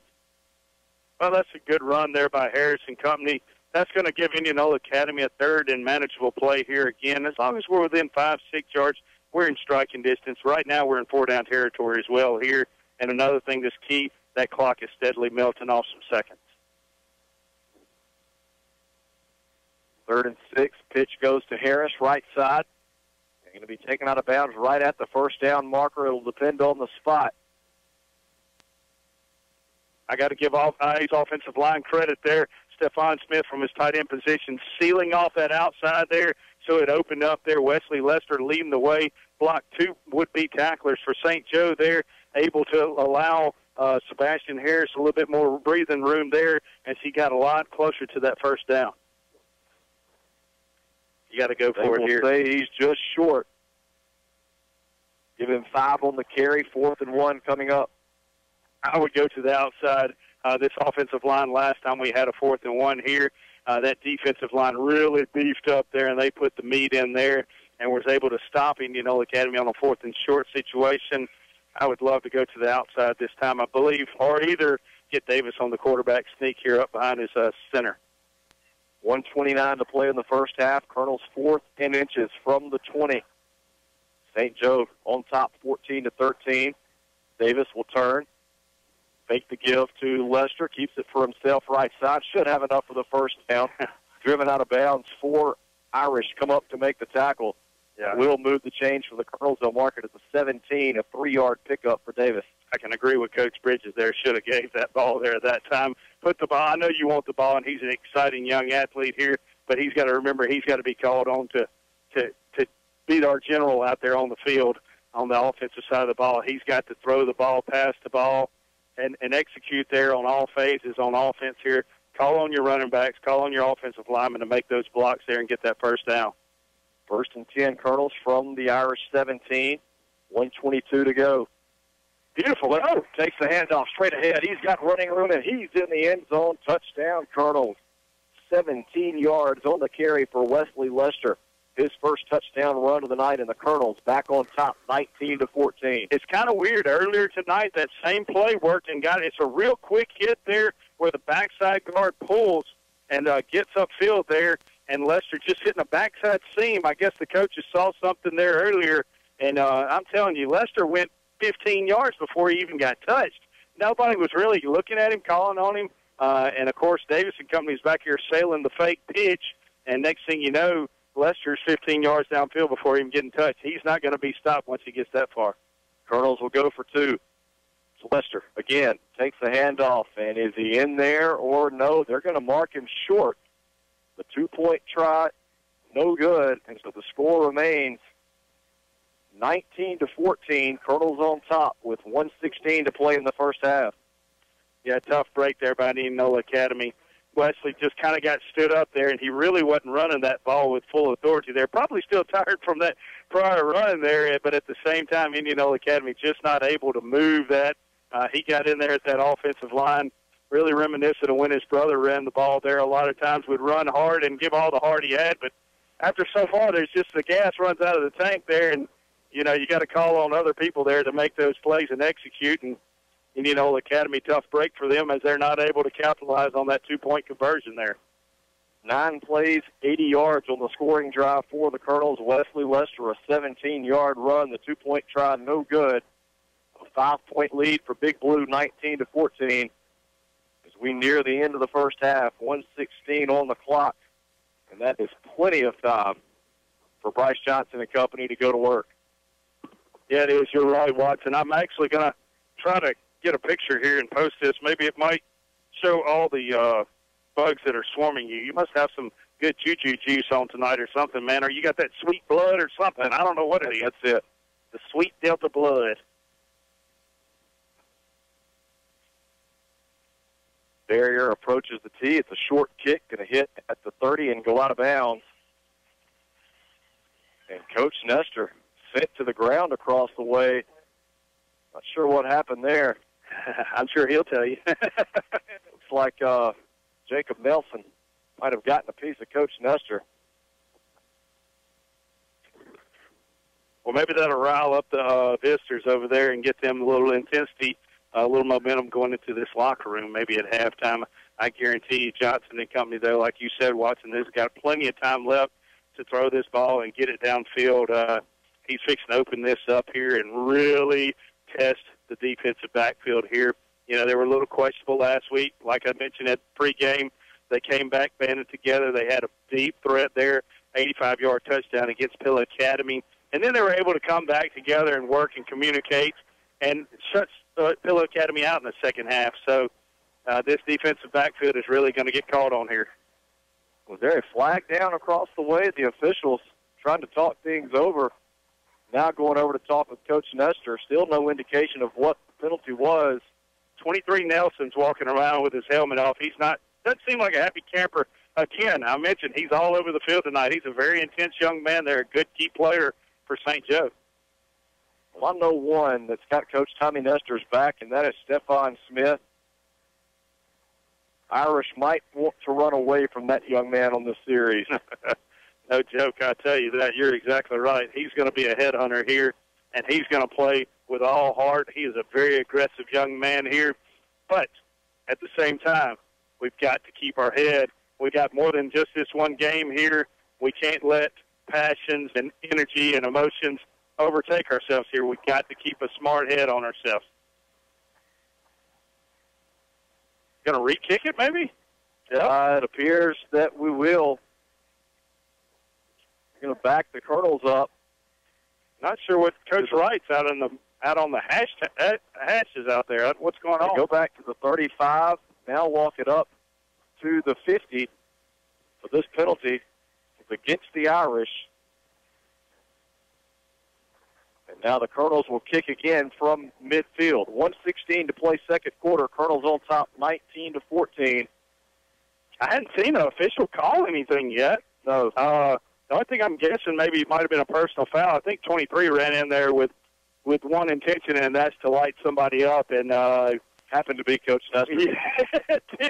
I've never seen a penalty called on a player hitting a coach, so I don't know what occurred. But why, that would be a dead ball foul. Why would that not move the Irish back? Maybe because the kick went out of bounds. I guess so. We're going to re-kick. Barrier will tee it up at the 50. This time a low line drive kick. Dylan Johnson will come up, take it at the 6. Has running room up midfield. Gets across the 30 up to the 35 before he's taken off his feet. Woods Toller and William Barrier combined on the tackle. 1st and 10 Irish from their own 35. What we're hearing over there is that they that some of the players for St. Joe hit some of the defenders from Indianola Academy out of bounds over there on the far side of the field. And again, folks, if you're just out there listening and not watching in, you got to realize there's a good 25, 30 yards from the sideline of the field to the front of the bleachers. We're at the back of the bleachers, which is another 20 yards. We're 50 yards off the field, the sideline of the field, so we got a long way. And then plus this is on the opposite side of the field. Now, I don't know the dimensions of the field truly good. I think it's about 50, 55 yards wide, so that's a long way for us to be looking out there. 1st and 10 Irish from their own 35, 109 to play in the half. Colonels on top, 19-14. Stop here would be huge. Going into the locker room. Johnson takes a snap out of the gun, steps up in the pocket. Now going to tuck it and run right side. Stephon Smith giving chase. Johnson's free down the right side. He's in Colonel territory. Going to be run out of bounds. They'll mark him out at the 37. Credit Woods Toller with the tackle. 28-yard run, 1st and 10 Irish. That will also stop the clock. I got to give Woods Toller credit there. He wisely used the 12th man, that sideline, as that extra tackler there. making Johnson choose between him and running out of bounds there, and Johnson going out of bounds there, stopping the clock, but going to allow his offense to sit up there. Woods Kohler doing a great job saving a touchdown there. 1st and 10, Irish looking to strike and retake the lead before the half. 1 minute to play in the second quarter. Johnson, quick pass to Dylan Johnson. Gets loose left side. He's got a first down and more. Josh Hill with a diving effort. Can't bring him down. And finally corralled at the 5. William Barrier with a touchdown-saving tackle. It'll be 1st and goal, Irish from the 5 with 51 seconds left to play on the half. It looks like maybe Randy Kimball over there hurt on that side. You know, and that is one thing there. When you got a real quick hit like that, you are going to get offensive linemen reaching out there and trying to grab and hold on, because Indianola Academy is sprinting out. They're blitzing the quarterback. Then suddenly they're redirecting, going out there to that little bubble screen, bubble pass out there. It's not a screen. There's no line going out there blocking for them. And those offensive linemen want to just get those hands out there and say, hey, wait a minute, come play with me. Don't go out there to the ball. And it's tough to redirect. You got to move your feet instead of grabbing with your hands. And when they get those arms out there reaching out like that, the officials are going to call it all night long. This one comes back, holding the call. Colonels catch a huge break. They'll put it back at the Colonel 46. 1st and 19. 51 seconds to play in the half. Colonels on top by 5, 19-14. You know, Watson, you normally hear home field cooking here, and tonight St. Joe has not had that, and we are very fortunate here that the officials are calling this thing as gray as they are. They knew the intensity of this game here. 1st and 19. Johnson looking to pass, going for the home run. Ball has Jordan open, caught at the 10. Colonels can't catch him. Jordan broke free from Randy Kimball, and he goes into the end zone with ease. Irish back on top with 44 seconds to play in the second quarter. I've never seen it more beautifully executed right there. Maybe Tom Brady and some of his receivers there, I'm telling you, he hit him in stride there, beautifully executed there. Nice offensive pass there by Bryce Johnson. I don't think you could have let him any better there. I mean, wow. Tough. It's crazy that we get to see this kind of action on a high school level here. It's such a good game here, back and forth all night between St. Joe and Indianola Academy. Just some good plays here on the offensive side of the ball for both teams. 46 yards on the connection from Johnson to Jordan. Irish will go for 2 as they lead 20-19. Johnson going to try to keep it straight ahead, and he's going to be marked short. 2-point try, no good. Irish back on top by 1, 20-19 with 44 seconds left to go in the second quarter. Now, you know, Indianola Academy, 44 seconds to go. That's still plenty of time for them to strike as well. Hopefully, you know, St. Joe won't be ready for this, and Indianola Academy can make some nice strikes of their own there. You know, it's anybody's game right now. It's very close on this scoreboard here. This is a tough-fought game on both sides. You know, last year, like I mentioned earlier, Indianola Academy going into the locker room at halftime, losing pretty big, actually, and ended up scoring, I can't remember, maybe like 24 unanswered points and coming away with maybe a 30-18 win, I think it was last year. So, you know, Indianola always able to make some adjustments at halftime, and I believe they're going to have to if something doesn't change here soon. Indianola Academy is going to have to make those adjustments again at halftime. So 20-19, Irish on top. Under a minute to go in the second quarter. Colonels will have another opportunity as Trevor Mutzi back in there to kick. The Irish keep alternating place kickers. One thing stays the same for the Colonel. Sebastian Harris is the deep return man. Thomas Putnam back there as well.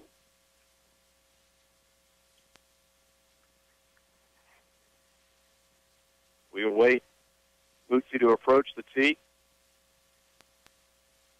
End over end kick. Harris will run up, take it at the 17. Sets up a block straight ahead to the 35-40. Tries to kick it to the outside. Going to be brought down at the 42. That's where the Colonels will start this drive. 58 yards to go. They want to get back on the board here in the first half. Nice return there by Sebastian Harris. The pocket was collapsing very quick, and he was able to squirt through there at the last second. Got free in the open field once again, and then there was just too many St. Joe defenders breaking down there, unable to hit a lane, and he was met with about 3 or 4 tacklers, and they kept him up at bay, and that's what you got to do on special teams. 1st and 10, Colonels from their own 42. Ball is on the right hash. 35 seconds to go in the half. Colonels trail by 1, 20-19. Davis under center, I formation in the backfield, one receiver to the right. He'll turn, handoff to Harris. Looks to work straight ahead, tripped up and brought down at the 45, only a 3-yard pickup. Will bring up 2nd and 7. Clock runs, and the Colonels taking their time here. I'm sure Coach Nestor and company are just going to go, try to milk off enough clock here and try to just run it between the tackles and not lose a fumble here and take it into the locker room at halftime. Matter of fact, that's Colonels will not snap it again. We will go to the half with the St. Joe Fighting Irish on top, 20-19 here in Greenville. What a game. Colonels 3A, the Irish dropped down to 2A, but the rivalry stays the same. This one has been fun. It's been chippy. It's been electric. It's been everything we thought it would be. It has. It really has, Watson. And I'm glad I'm not an offensive statistician tonight. Let's say Kurt Owen's going to get his money's worth tonight. He's going to have a tough job of keeping up with all these stats here. And, Bryce Johnson, like you mentioned, hey, we were curious on the way over here. We knew this guy had the talent, but a Navy commit, he's showing it that and more tonight, and he is just a very force to be reckoned with. And Indianola Academy's defense is going to have to step up, make some changes in the second half, or it could get ugly very quick. 20-19, your halftime score. The Irish on top. We will step aside and take a break. Hopefully no lightning delay tonight. Boy, that was fun last week. The Irish on top by 1 at the break. We will take a break and be back. You're listening to Colonel Football on Super Talk for the Delta. Expect more from your John Deere equipment and your financing. Find out how at Wade Incorporated. Right now, during the Gear Up for Fall sales event, get 0% financing for 60 months, plus save up to $4,000 in bonuses on a new John Deere 3025 compact utility tractor. With these loaded 4-wheel drive tractors, you can take on your land and your to-do list with ease. Wade, delivering service, solutions, and success since 1909. Learn more at wadeinc.com. Offer ends October 27, 2017. Subject to approved installment credit with John Deere Financial. Some restrictions apply. Prices and model availability vary by dealer, so see dealer for details. Get ready for the woods at Outlaw Sporting Goods in Greenwood. Find stands, attractants, feed, ammunition, rifles, and shotguns. Outlaw is a certified Benelli dealer. Find boots and clothing from Southern Marsh, Cool, and Drake. We have a wall of handguns, archery range, bows by Hoyt, Elite, and Bowtech, crossbows, youth bows, Rage, broadheads, Yeti coolers in every size and color. Duck hunters, we have decoys, shells, and waders. If you need it, Outlaw Sporting Goods has it. When you leave Outlaw Sporting Goods, you just feel better. Outlaw Sporting Goods, Greenwood. Uh-oh, Olivia. I scratched the hardwood floor with my truck. Oh, no, Cooper, what are we going to do? Call my pal Suit Robertson Floor Service. That's right, Cooper and Olivia. Your pap at Robertson Floor Service has been serving the Delta's flooring needs since 1992. Call us for an appointment today at 662-887-4477. Tell them, Olivia. Come to Pep Score. We can. We do. Your hardwood floor. And get a free coat. Proud supporters of Colonel Football, the Tackett family, owners of Heartland Catfish Company, farm 7,200 surface water acres of catfish and 15,000 acres of grain land. That makes us the largest single grower of farm-raised catfish in the U.S. Heartland is committed to supplying our customers with the highest quality farm-raised catfish products. Be sure and eat catfish raised in the Mississippi Delta by looking for the Heartland seal, smooth, clean fillet cuts that meet the highest standards, just like Indianola Academy and Colonel Football. Heartland Catfish, a proud sponsor of Colonel Football. Local decision. Welcome back here at the half. The IA Colonels trail St. Joe Fighting Irish 20-19. A back and forth first half. Colonels struck first, went up 6-0 at the 7:08 mark of the first quarter. Will Davis to TK Bolden, 26-yard pitch and catch. Colonels took the lead and had a chance to extend it. Wesley Lester with the fumble recovery on the next St. Joe drive. Colonels unable to turn it into points. Instead, they turn it over on down. And that led to Bryce Johnson connecting with Dylan Johnson from 31 yards out at the 11:51 mark of the second quarter. The extra point was no good. That left us tied at 6. Colonels come out after the kickoff, one play, 61 yards. Davis to Bolden for their second touchdown connection of the night. Barriers extra point, but the Colonels on top 13-6. Irish came out and turned it over on downs. Colonels took over at their own 28. JoJo Sanders picked off a Will Davis pass. That was the second Irish interception of the night. That one led to points as well. Johnson to Jonathan Jordan from 23 yards out put the Irish on top 14-13 after the Darlin Price 2-point run. That was at the 8:03 mark of the second quarter. Colonels retook the lead with 1:16 left to play in the half on a Wesley Lester 17-yard run. The 2-point try was no good. Colonels led at that point 19-14. And the Irish struck quickly, taking over after the kick at their own 35. 3 plays later, Johnson to Jordan from 46 yards out. The 2-point try was no good. And that's where we stand here at the half. St. Joe Fighting Irish on top, 20-19. Seem tired, man. Getting there. I know I am. Wow, this is an exciting game. You know, the adrenaline's in us as well, and it's going to drain us as well here, you know, and it's just a good game. This is what you like to see. This is your Iron Bowl. This is your Egg Bowl here. These guys are coming out and hitting play after play, making some athletic plays, you know, coming up with some top 10 nominees on your Sports Center plays of the day. I mean, there's just been some great things here going on so far for both teams. Indianola Academy heavy in the turnover column here in the first half, but still only able to, you know, they're back in this game only down by 1 point. St. Joe just cannot get over the penalty bug, and, you know, so it's kind of been evened out there. But Indianola Academy early showed that they could strike fast, and then suddenly now they can't. St. Joe at the same time has showed throughout the entire game, have us at third down and forever, we can come back and get that first down and able to get to the end zone there and make some things happen. And it's just an exciting game all the way around. If you're not here tonight, folks, in Greenville, Mississippi, you're missing a good game.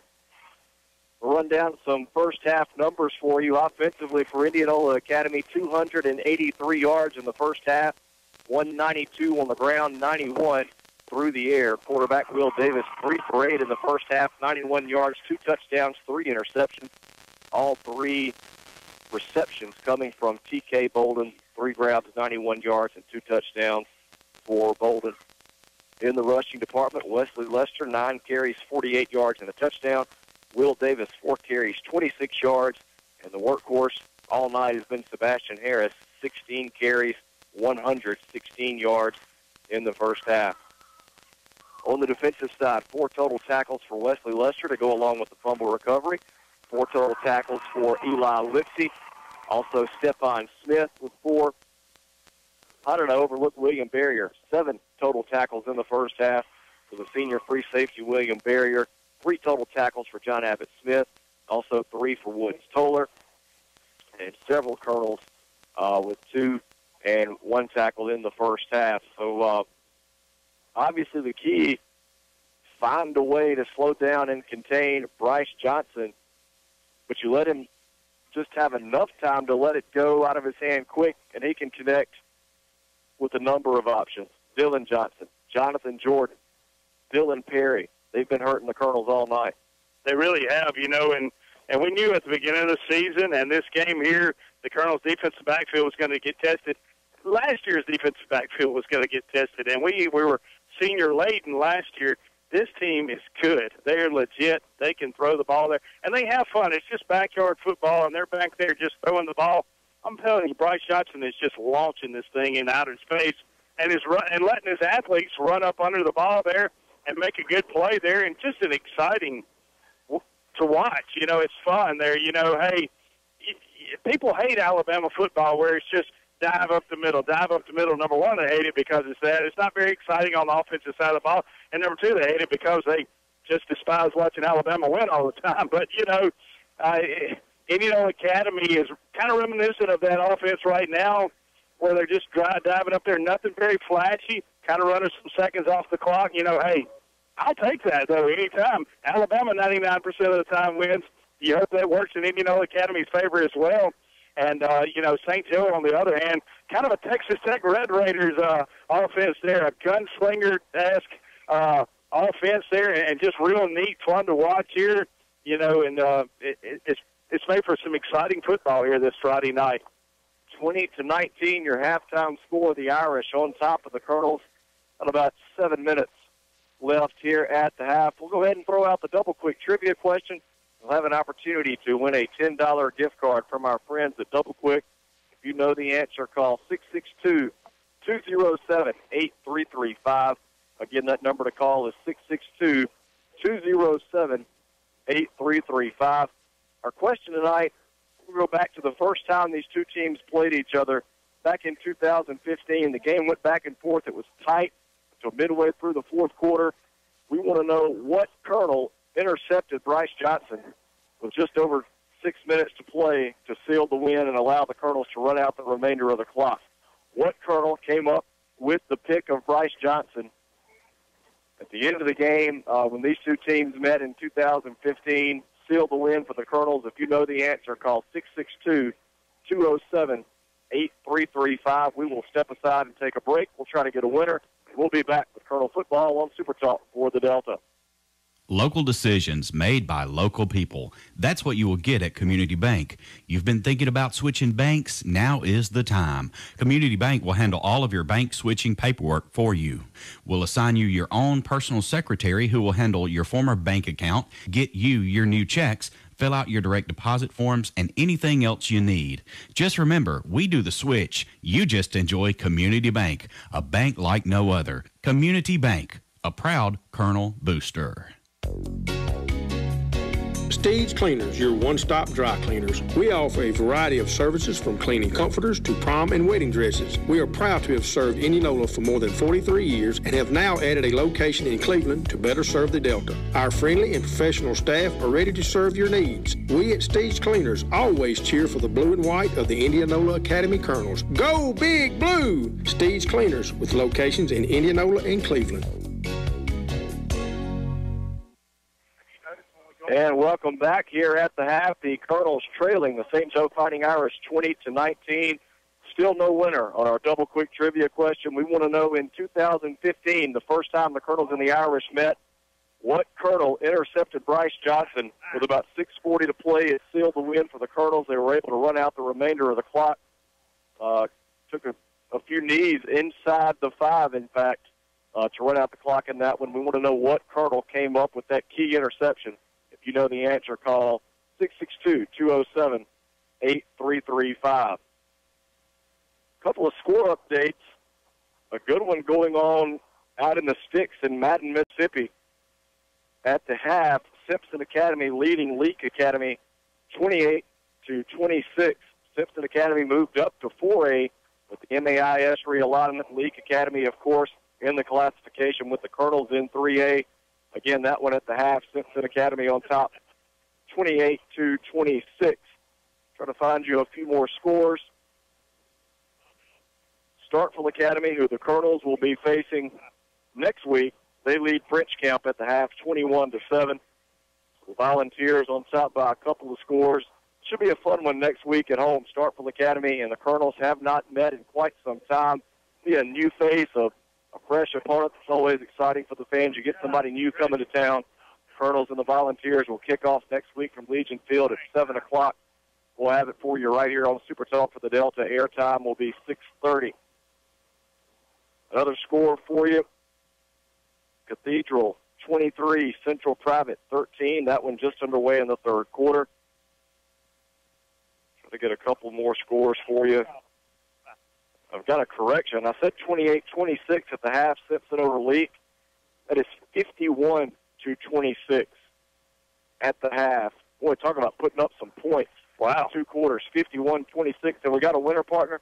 We do, and had a lot of people calling in tonight. Very excited that Karen Briscoe called in with the correct answer there. A bunch of people gave a lot of good answers to it, but the correct answer was Maddox Hargett. Maddox Hargett coming up with the pick of Bryce Johnson. That one came at the 6:41 mark.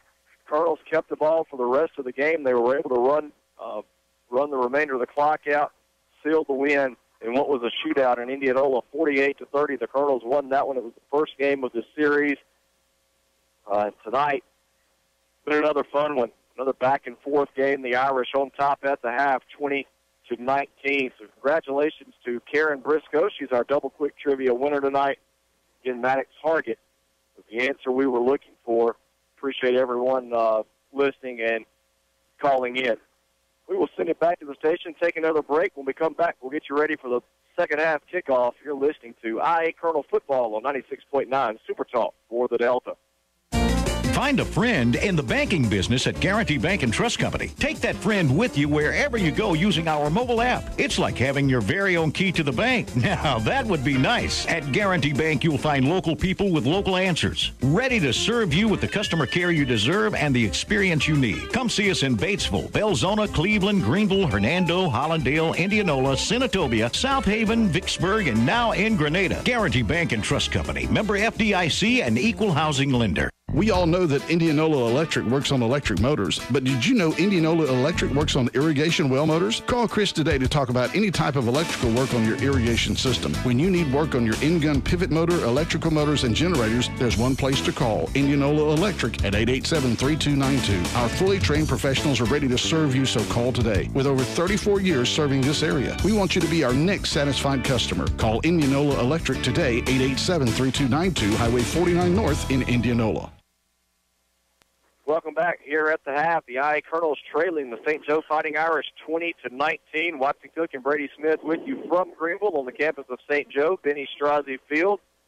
And a million of our, we got the Asian beetles, the Himalayan beetles up here, anything you want. We got it up here on top of the press box. It'll be an interesting swat and call second half. I guarantee you, you're cheating up here, getting all those answers for what those bugs are. I know you don't know all that. Or did you pay attention in ninth grade biology? I paid great attention. I did my homework. So you knew we were coming over into this bug fest tonight, huh? You were smart wearing the long sleeves and the long pants now. It's paid off. Absolutely. The Irish have been back out on the field for about 3 or 4 minutes. The Colonels now making their way back. And the blue and white across the way on their feet. Looking forward to an exciting second half. I guarantee you at the end of this night, both teams are going to be tired and very weary, but one team's going to come off this field tonight with a much deserved, hard-fought victory. And, either team, I tell you what, guys, I don't think there's any losers out here tonight. I got to say that because both teams are playing very awesome, very good football. It's exciting to watch. Folks, I hope y'all at home are enjoying it as much as we are. It is a good game here, and it's tabbed off as what we thought it was going to be. Like you said, Watson and Moore, and these guys, both teams are playing very impressive right now. When you turn your drive chart over to start the second half and there's a dead bug taking up about 6 downs worth on your clean side of your drive chart, it'll be a long second half. Yeah, it could be. They're just going down my shirt. That's the worst thing about it. Gordon Irish will get the ball to start the second half. Colonels will be tasked with keeping Johnson and company under control as the Irish will come out and look to extend the lead. They've added a couple of minutes here to the halftime clock. We'll step aside, take another break. We'll take another 1-minute break and be back at the start of the third quarter. You're listening to IA Colonel Football with Super Talk for the Delta. Time to head to the greens. After a long week of work, you deserve this. But how are you going to pay for it? Since you left your debit card at the gas station? Oh, crud. Don't worry. With the Secure Lock mobile app, you can cancel that lost debit card right from the palm of your hand. Simply open the Secure Lock app, log in, and deactivate your debit card. If you find it, you can reactivate it the same way because you deserve simple. Planners Bank. Growing together. Member FDIC. From Indianola, Greenwood, Belzona, Greenville, and places near and far, people just like you are coming to Hometown Restaurant for the best steaks in the Delta, period. Juicy on the inside, just right on the outside. Mark Gary says, come on in, and we'll cook your steak just the way you want it. Also try our Mississippi Delta catfish, grilled, fried, or blackened, or our succulent shrimp, the freshest in the Delta. And remember, there's always something just right on the kids' menu. Mark Gary and the great staff at Hometown are proud Colonel supporters. Visit Hometown Restaurant soon in downtown Inverness. And welcome back as we get ready to start the third quarter here in Greenville. The Irish on top of the Colonels 20-19. Colonels will be kicking right to left as we start the second half. The Irish will send Jonathan Jordan and Dylan Johnson back deep to return the kick. The Irish out on the field ready to go. The Colonels went through some final words of encouragement from Coach Shan Wright. Yeah, and if I'm coaches over there, I'm going to be telling Barry, hey, kick it in the end zone here. Both these guys, Jordan and Johnson, are both exciting young men. and they really are big playmakers there for the St. Joe Irish. And so far, they have really tested the the Indianola Academy special teams there on the tonight. And Barrier has done some nice kicks, but at the same time, St. Joe has been able to run it back very nicely and set up some good field position for Bryce Johnson. Barrier brings the tee out. He'll kick it away from the 40. Third quarter about to get underway again. The Irish on top, 20-19. Should be a fun second half. Glad you're with us tonight on Super Talk for the Delta.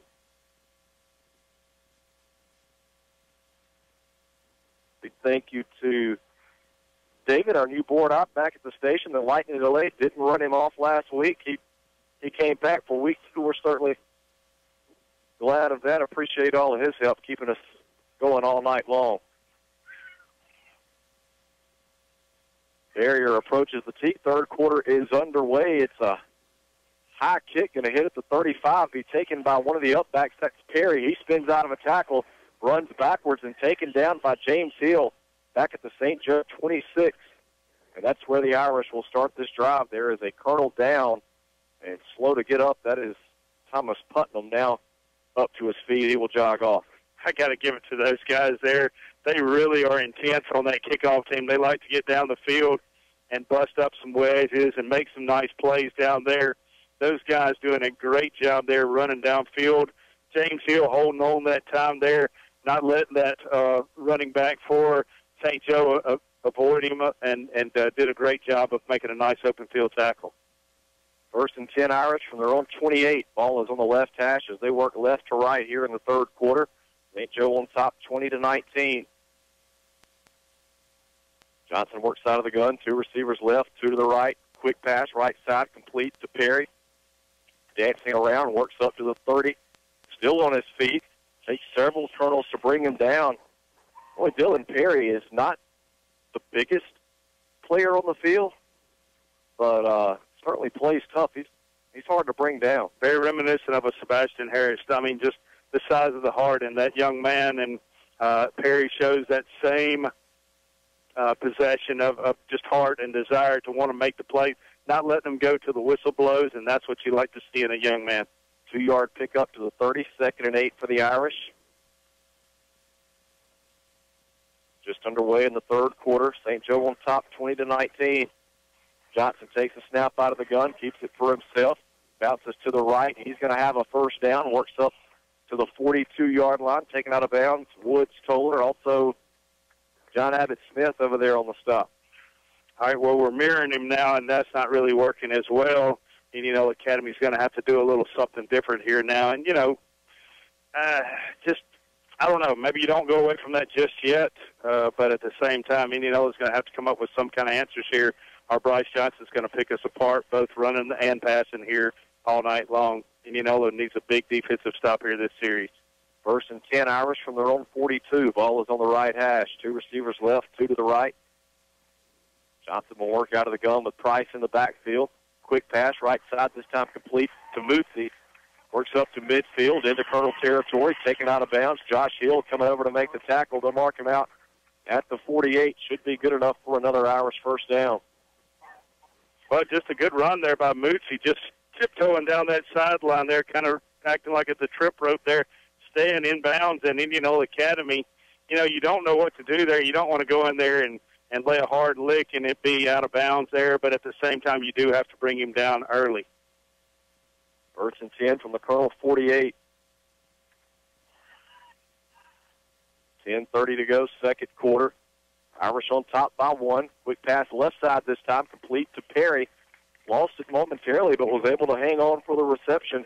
9-yard pickup to the Colonel 39. Bring up 2nd and 1.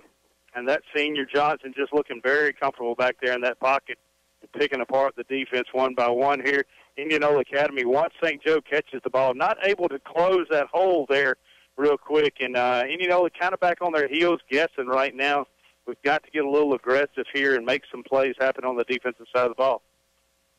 2nd and 1 from the 39. Irish on top, 20-19. Looking to move deeper into Colonel territory. Johnson takes the snap out of the gun. Hands off to Price. He's met in the backfield, brought down. John Abbott Smith, the first to get to him. He'll lose 2 back to the 41. 3rd and 3 coming up. Well, we need 2 more of those plays to occur because I'm telling you, it's 4-down territory for St. Joe now. They're in that position there where they're going to go for it till the wheels fall off here, and I guarantee you they're going to call on number 1, Mr. Bryce Johnson, to make some plays for them. Make it a 3-yard loss to the 42. 3rd and 4. Johnson with an empty backfield, swings it right side, complete to Perry. And he's going to be brought down shy of the first down. Woods Toller the first to get there. William Barrier comes in to clean things up. It'll be 4th down for the Irish. Decision time for Coach Baker. Well, you know, you like this. Indianola Academy has finally started getting a little aggressive on the defensive side of the ball there. What you don't want to see is a fake on that bubble and then, boom, hit a long downtown pass there. So you got to kind of stay back some, but at the same time, hey, you got to get up there on that line this time and stop that 4 yards. That's all they need. St. Joe's just going to try to be getting 4 yards here, I would think. Gain of 1 to the 41, 4th and 3. Ball is on the right hash.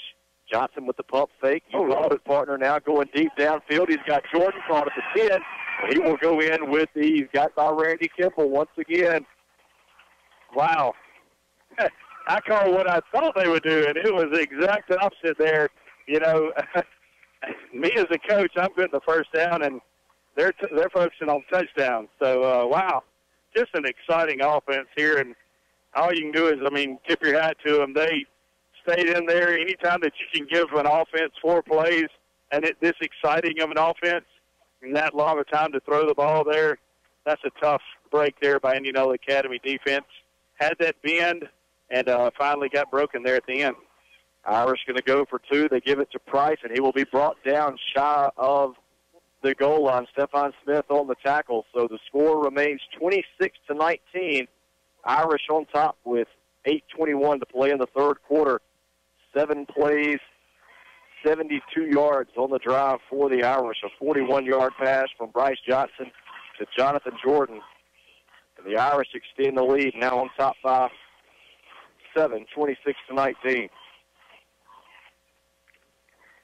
Well, Indianola Academy here on the first series of offense on this second half, they're really going to have to pick it up here and pick up the tempo and bring the hit back to St. Joe.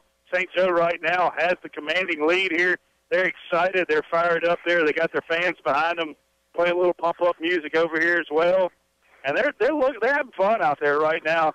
And Indianola Academy also has to have some fun here and put some points on the board here. We'll see what Davis and company can do. Colonel's looking for the answer. Sanders will kick it away from the 40. Harrison Putnam will go back to return the kick. 8:21 to go, 3rd quarter. Irish on top, 26-19.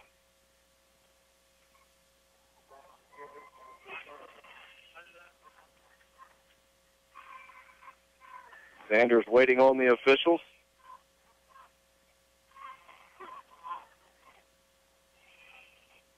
And in stripes say they're ready. Sanders approaches the tee. A low line drive kick will go into the end zone for a touchback. Colonels will start this drive from their own 20. Well, Indianola Academy offense, again, you know, just got to get behind those offensive linemen there, make some plays happen here. Catch St. Joe kind of got on their heels themselves, too. That would be real nice here, a nice recipe for some success here on this first series of offense. Will Davis has to get out here and command this offense this second half. They got to stay focused. Hey, they're just down a touchdown. Stay focused here. Stay calm and under, you know, no pressure at all. We're going to be okay. 1st and 10, Colonels from the 20. Davis under center. He'll turn handoff to Harris. Bust free up the middle. Makes a juke. Upended. Goes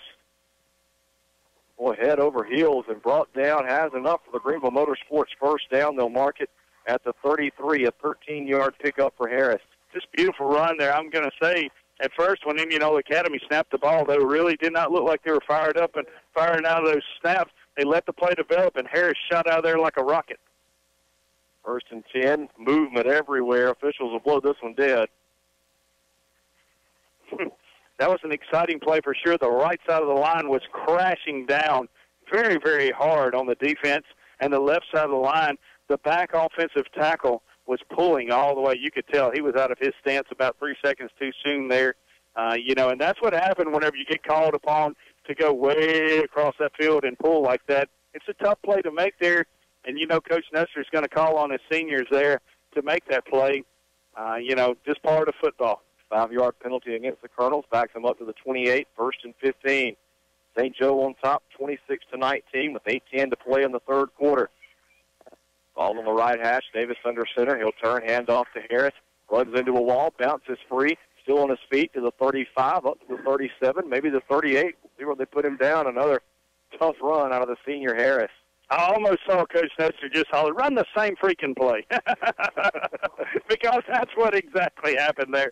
He didn't change it at all there. Didn't think Harris was going to have any success there, and then suddenly, boom, shot out of there again, squirted out the backside there, and was able to get much-needed yardage for a second down manageable play. 2nd and 5 coming up from the 38 after a 10-yard pickup. Lester takes the handoff straight ahead. He's got a Greenville Motorsports first down. They'll mark it at the 46. An 8-yard rumble for Lester will move the change for the Colonels. Well, that's what you like to see whenever you're running the ball there. Just grab, as you're going through that offensive and defensive line of scrimmage there, you're just getting hands hit on you there. That means your offensive linemen are blocking good on those guys, and you're not getting any hard hitting until you get to those linebackers.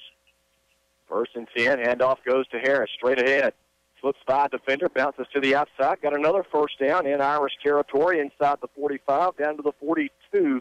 A 12-yard run for Harris, and the Colonels on the move. Once again, like I just said there, St. Joe's defensive line just reaching out there trying to grab Harris. He's not going to go down with an arm tackle, nor is Lester, and then, make the first point of contact with those linebackers there. Harris able to bounce off and get much-needed yardage. 1st and 10 from the Irish 42. Lester takes the handoff again, straight ahead, dragging. Irish defender bounces loose to the left side, 35, close to the 30, and finally brought down Trevor Mutzi.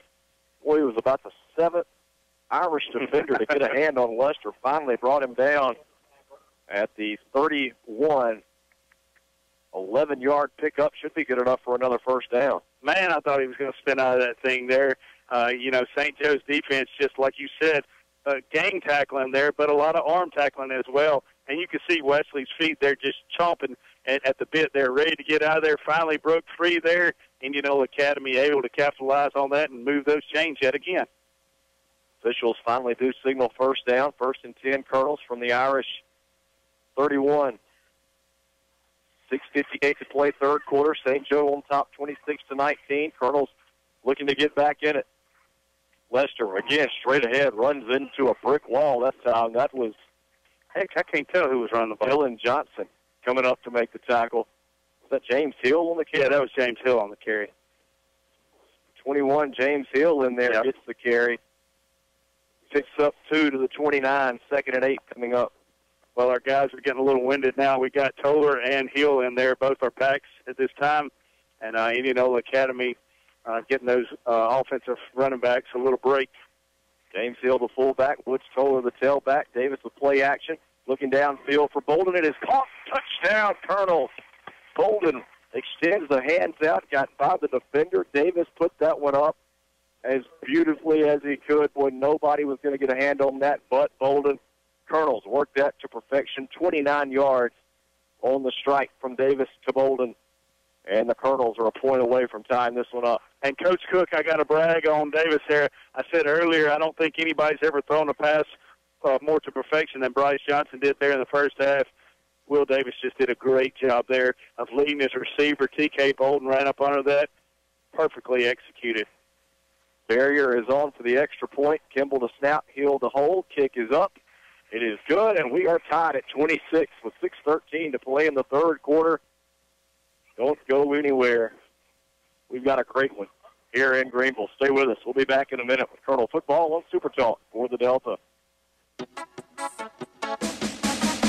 Magic Mart Pharmacy is a proud supporter of IA Colonel Football. We know it takes hard work and commitment to win football games. Come by and let us work hard to earn your business. Serving Indianola and the Delta area as your hometown pharmacy for 25 years. That's Magic Mart Pharmacy located on Highway 82 East behind McDonald's with a drive-through window for your convenience. Magic Mart Pharmacy, where your health is our business. Go Colonels!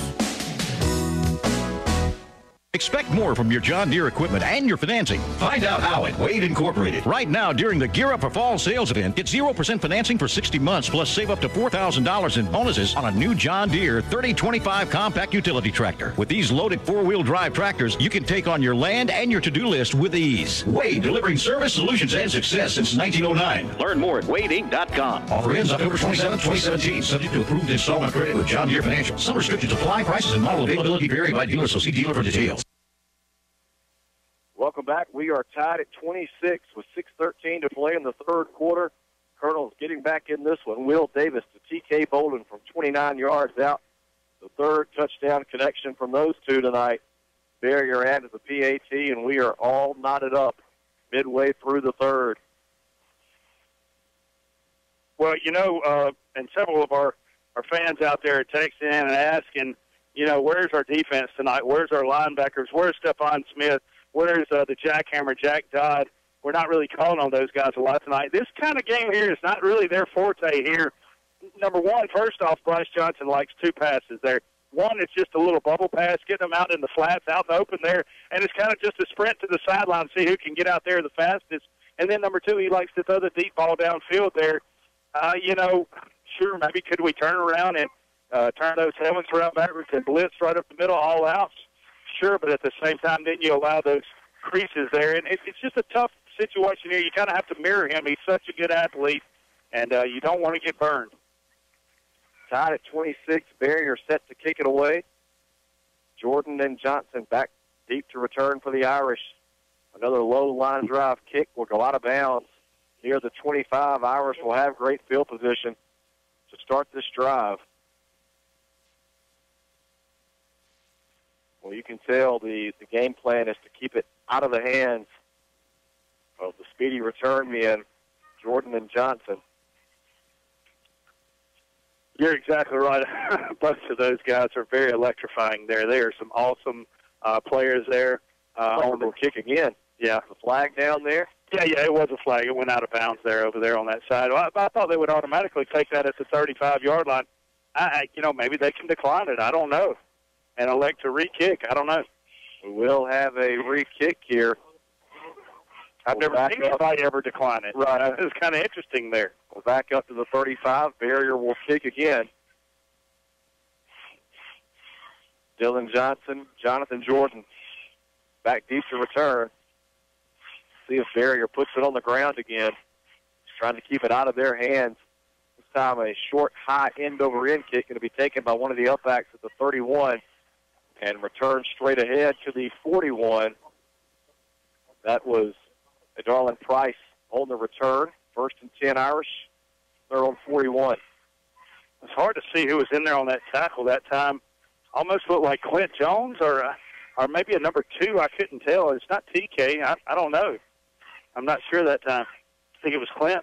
Good job there, getting downfield there. That time collapsing. They ran their lanes perfectly there, and when one of the St. Joe's upbacks got run into, slowed that momentum down, Clint Jones able to come in from the backside and pounce on that, make a nice tackle from behind.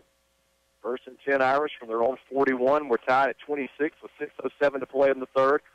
Quick pass right side complete to Christopher Adams, and he's taken down immediately. Jack Dodd and Woods Toller coming up to combine on the tackle. They'll mark it at the 43, only a 2-yard pickup. Will bring up 2nd and 8. Yeah, Indianola Academy, here on this series is just really going to get tested once again. Got to remain with your game plan here and just keep Bryce Johnson at bay here. Keep him in that pocket, but don't let him get too comfortable there. He knows how to pick this defense apart.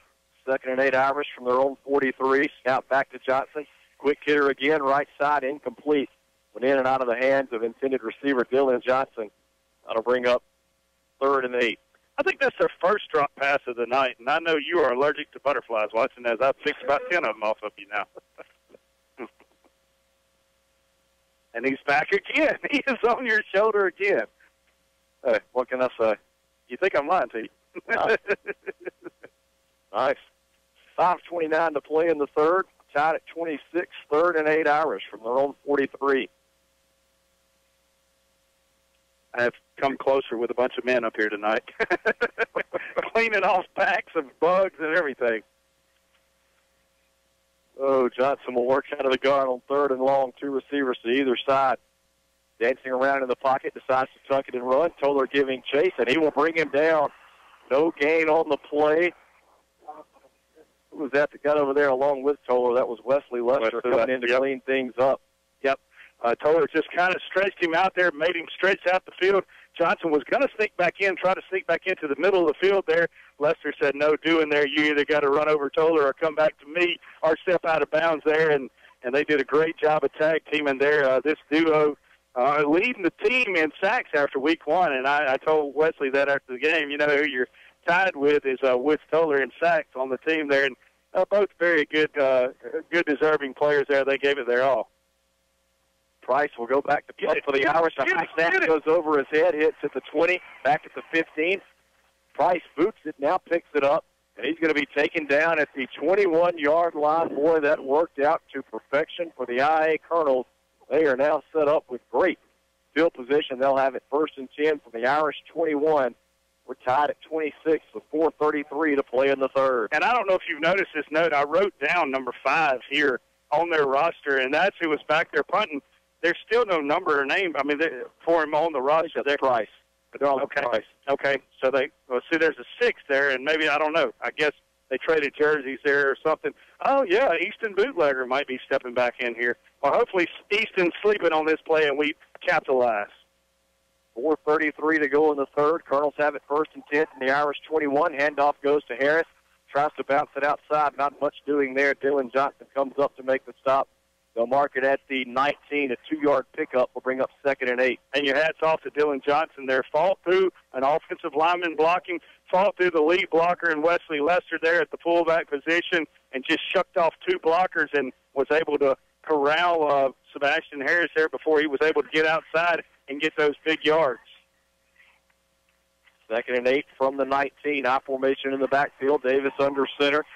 Play action, in trouble, and he's sacked. Brought down from behind. Number 64, Jordan Scott, hits in there to bring down Davis. It's back to the original line of scrimmage. 2-yard loss to the 21. 3rd and 10 coming up. Again, on a 3-step drop, it's so hard to pump fake there and expect to not get any pressure there. The offensive linemen are going to get called on hard there. They've got to take those legs out from under those defensive linemen there and not let them get in there and bull rush you. 3rd and 10 from the Irish 21. Colonels looking to take the lead as we're tied at 26 late in the 3rd. Davis has the screen set up, complete to Lester. He's got blockers ahead. He's inside the 10, has the Greenville Motorsports first down. Colonels will have it 1st and goal from the 7. I swear to you, Watson, I'm not lying here. I was about to say, when you get that much of an aggressive pass rush there, what's the best thing to do? Catch a little bubble screen around the middle there. Actually, Indianola Academy caught it on the right side there. Watson Brewer and Wesley Lester running that to a T there. Excellent job of pitching and catching by Will Davis, finding his open man. Watson Brewer getting out front there and making some blocks. 1st and goal from the 7. 3:09 to play in the 3rd. We're tied at 26. Davis under center. Runs the option. Right side. Tries to hurdle over a defender. Going to be dropped at the 4. A 3-yard gain for Davis will bring up 2nd and goal. I got to say, St. Joe's really keying on him between the tackles right now. I would like to see a toss sweep out to this 9-hole out here, this big wide side of the field here, mainly because I'd like to see him run to us where we can see a little better, but at the same time, it's a wide open field. Sebastian Harris, get him out of that wide open green grass on that motion where they get him in that toss sweep there. A beautiful play would be called right now. 2nd and goal, Colonels from the 4. That was fumbled. I believe Davis able to fall on it. Be no gain on the play. 3rd and goal coming up from the 4. And can't get a first down here. We are in 4-down territory, I believe, here. If I'm Coach Nestor, I'm going to be going for it. A field goal, I got faith in my field goal. It's not that I don't have the confidence, but we got to get a touchdown. You can't drive this far and expect to hold Bryce Johnson's offense out of the end zone 5 more times. 3rd and goal from the 4. Davis under center. Backs are split. He'll turn. Handoff to Harris. Follows his blocker. Spins for the goal line. He's in there. Touchdown, Colonels.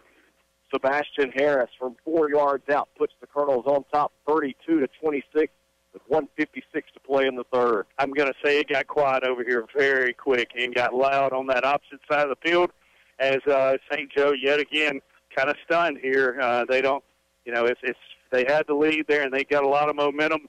hopefully their offense will go a little flat here, and we can capitalize on this. Colonel's going for two. They turn, hand it off to Harris. Gets 5 men in the backfield, and he's in for the 2-point conversion. An 8-point lead now for the Colonels, 34-26, with 1:56 to play in the third. A 6-play, 21-yard drive. Colonels take advantage of the Irish miscues with their long snapper and turn it into points. Colonels back on top by 8. Very good there. You know, that series on offense, when you get the short field, you got to capitalize there. And Indianola Academy was able to do that on the touchdown there.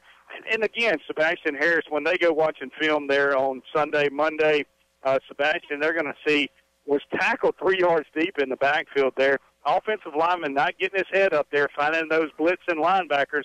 But Sebastian Harris just not going down with the first hit. And Indianola Academy able to get in there and get that much-needed 2-point conversion.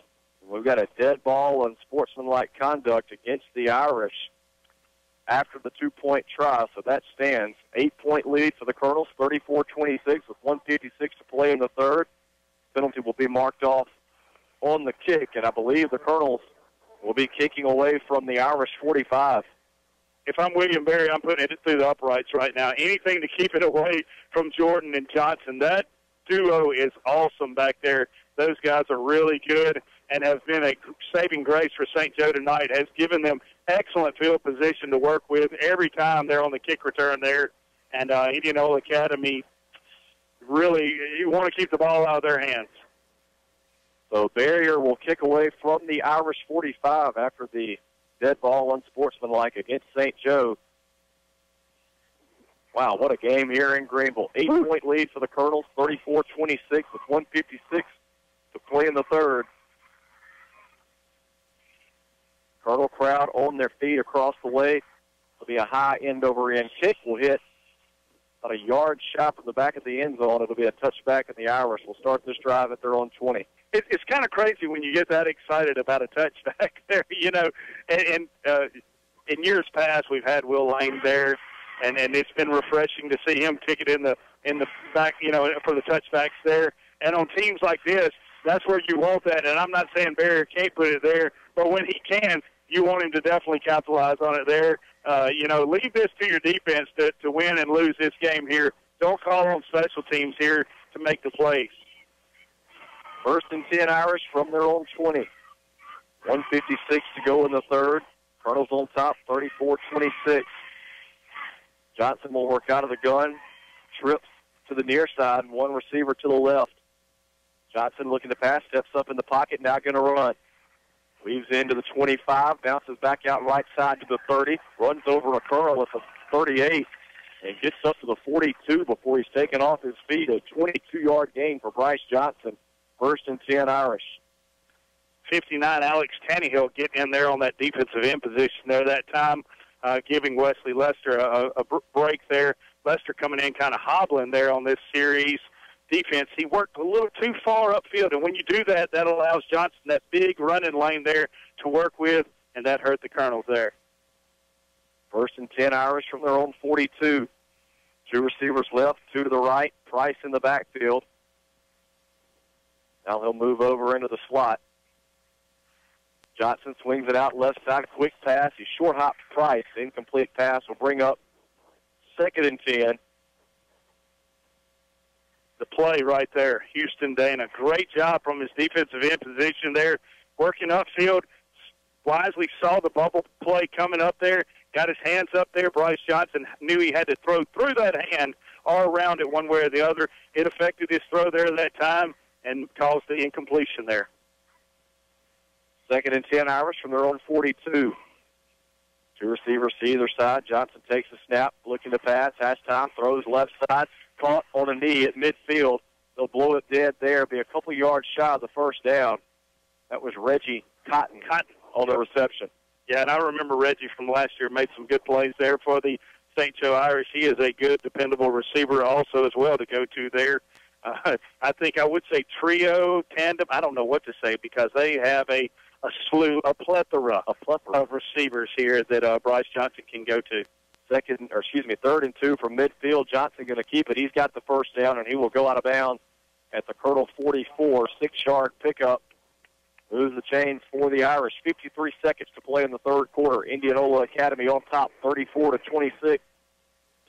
And I didn't name this, Watson, here. I didn't count the roster normally like I do at the beginning of the game, figure out how many players they have or how many seniors they have. But look at this here at the top. Number 1, 2, 3, and 4, all seniors there. They are a senior-laden team. They had a lot of seniors they lost from last year. They still got very much a lot of seniors here. First and 10 Irish from the Colonel 43. 2 receivers left, 2 to the right again for Johnson, who works out of the gun. Has time, looking to pass, now in trouble. Is nearly intercepted. Wesley Lester had his hands on it. Brady, I'll have to put a rope on you. I thought you were going over the top of the press box. There. Jump off this. They come off top rope. The Hulk Hogan, the people's elbow. Incomplete pass will pick up 2nd and 10. Boy, and you can see Lester disappointed in himself that he could not hang on for that pick because he had green grass in front of him. I'm going to make a $5 bet that his dad calls him Butterfingers when he gets home tonight. Tough break there. Wesley just trying to keep the momentum there, keep containment there, and just got caught out of place. 2nd and 10 Irish from the Colonel 43. Ooh, good. Boy, Colonel's caught a break there, and the Irish will call a timeout. Colonels were trying to come across early. The Irish wouldn't snap it. It resulted in an Irish timeout. 48 seconds to play in the third. Colonels on top, 34-26. We will take a 1-minute break and be back with Colonel football on Super Talk for the Delta. Nobody saves you more money on your groceries than Shoppers Value Foods Indianola. This week, get real savings on center cut pork chops, the family pack, $2.47 a pound. Boneless sirloin steak, $4.97 a pound. Carolina Pride hot dogs, 12-ounce package, 84 cents. For the kids, Armor small lunch makers, 77 cents. And a 10-pack of High C drink boxes, $1.74. What it costs to get it to the shelf plus 10% at checkout. That's how we do it every day at Shoppers Value Foods, Highway 82, Indianola. We make it simple. David Smith Construction of Inverness is a proud Indianola Academy sponsor. At David Smith Construction, our reputation is building every day. And Coach Tommy Nestor and the Colonels have built a winning tradition that we are proud of. Whether it be commercial or residential, let us take care of your building needs. We've been building for satisfied customers since 1982, and we would love to add you to that list. David Smith Construction is located on Highway 49 in Inverness. Call David Smith today at 265-6060. Welcome back. Coming out of the timeout, 2nd and 10 for the Irish from the Colonel 43. Indianola Academy on top, 34-26 with 48 seconds to play in the third quarter. If you're just joining us, you have missed out on a great one here in Greenville. Still a whole other quarter to go. 2nd and 10. Johnson will work out of the gun. 2 receivers to either side. Takes a snap. Quick pass, right side, complete to Jordan, dancing around, trying to get away from Wesley Lester. He cannot do it. Lester will bring him down for a loss on the play. Back to the 47. That's a 4-yard loss. Will bring up 3rd and 14. Huge open field tackle there by Lester there. And what Lester's doing there, see, he's playing that mirror, and it's also allowing him to get to the outside there and help make those tackles when those defensive backs stand them up, make them kind of go slow there, start getting the dancing and grooving and shucking there. It allows Wesley Lester time to come over there and get out there in the open field and clean house. 3rd and 14 from the Colonel 47. Ball is on the near hash. 4 wide here for Johnson. Takes the snap, looking to throw, steps up in the pocket, goes for the home run ball again for Jordan and overshoots him by 5 yards. Randy Kimball had great coverage that time. He did not let Jordan by him. The third quarter will come to an end with the IA Colonels on top on the road, 34-26. Boy, don't go anywhere. Sure to be an exciting fourth quarter. That it is. I can agree with you. I hope the players have gotten as much protein in them as we have up here with the bug diet that we have had in Sioux tonight. But I think you told me during the break you've ate about 10 of them. I just ate one myself there. So anyway, nonetheless, we're surviving up here, and it's a good game, Watson. We've said it from the get-go, beginning of the game. And when your local TV stations, your radio stations pick this and tap this, out of all the excellent teams throughout the Delta, they tap this as the game of the week. There's something special here happening. And, folks, if you're not over here tonight or watching it on live stream, that's cheating. But if you're not here in person, it's hard to get that full effect here. But this is a great game. It'll be 4th and 14 for the Irish to open the fourth quarter. Ball is at the Colonel 47.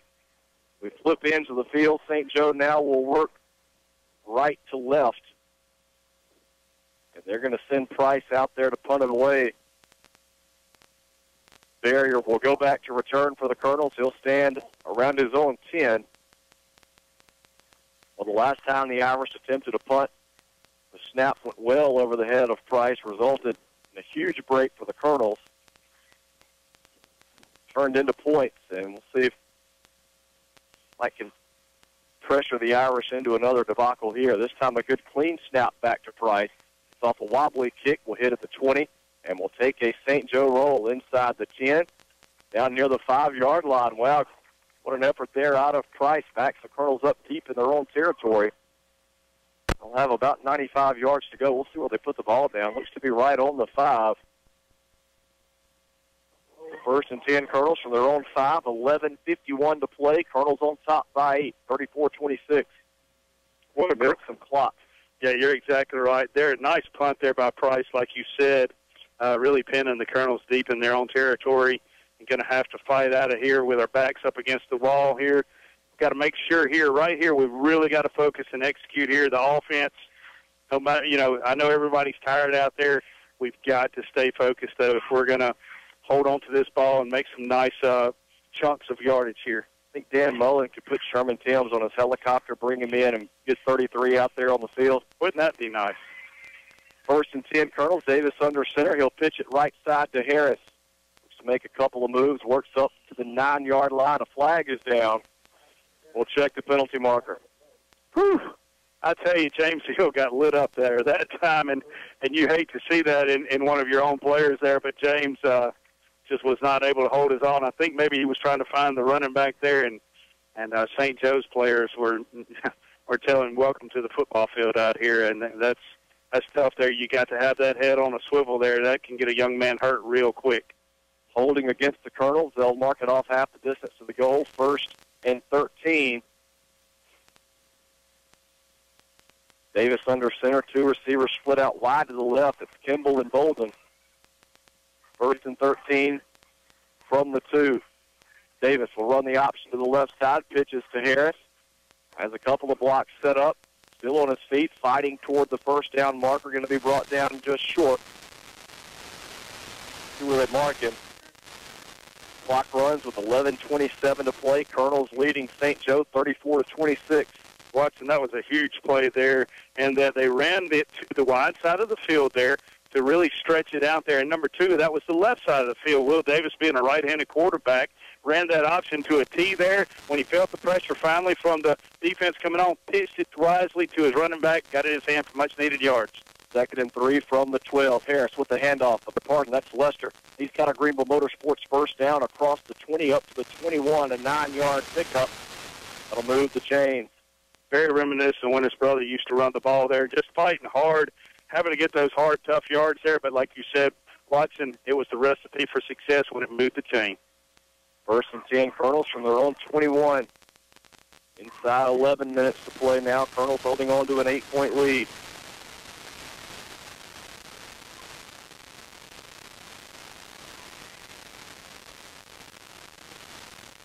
Davis will go under center. 2 receivers come to the near side, Kimball and Bolden. Handoff goes to Harris, and he's stacked up, no gain on the play. Bring up second and 10. I think that was Lester. Yeah, you're right. That was Lester. I apologize. So Lester on the carry for no gain. Second and 10 coming up from the 21. They're actually going to say he lost a yard. Lost 2, back to the 19. Beg your pardon. So second and 12 coming up from the 19. Davis will work out of the gun, takes a snap, puts it on the ground, now picks it up, throws over the middle. It's tipped, caught. Josh Hill might have just saved the game for the Colonels. That was tipped, had a chance to be picked, and the junior tight end held on somehow. Hill with the reception. They put it at the 28, a 9-yard pickup will bring up third at about 3. Well, you're exactly right there, Watson. What Josh Hill did do there was give us a third down and manageable play there, and also kept that clock running down there. Absolutely. 3rd and 3 from the 28. Davis under center. He'll pitch it to the near side to Harris. Tries to stretch it to the sideline. Brought down in the backfield. Jonathan Jordan coming up to make the tackle. They'll say no gain on the play. That'll bring up 4th and 3 for the Colonels. They'll have to punt it away. Yeah, they're going to have to punt it here. Sebastian rarely makes a mistake there. That time, instead of following his block, he tried to elect to get to the outside and outrun all the people there. And St. Joe just sniffed it out there, really stretched that play out. Was very stingy on defense. They had it smelled out there. They were keying on Sebastian Harris, and big stop there on defense by St. Joe there that time. You know, that kind of brought the momentum back on the middle of the field there again for anybody's taking Indianola Academy. I thought maybe had St. Joe down and out. Got to capitalize. Josh Hill back to punt, stands at his own 15, a high snap over his head. Hill will go back, fall on it in the end zone. That'll be a safety. The Irish pull to within 1 possession and will have possession. With 8:34 to play, that makes it 34-28. Boy, deep snaps have on both teams. That's been the killer for both teams tonight. Achilles heel, you're exactly right there. And, you know, Coach Nestor said it whenever he spoke to Indianola Lions Club 2 weeks ago. He said your special teams can really make or break a team there. A lot of coaches will not focus on it, not think about it, not practice on it until the last week. They practice on it every week. And it, you know, it's shooting us in the foot right now. This is a big-time game here. There, you know, we still got the butterflies out there, the deep snapper hitting out there all that often. So probably had a little butterflies in his system there, trying to make a big play, and it just backfired on us. Hey, but I do have to say, Josh Hill wisely fell on that ball there, taking the safety instead of trying to make something happen. Absolutely. This will be a free kick.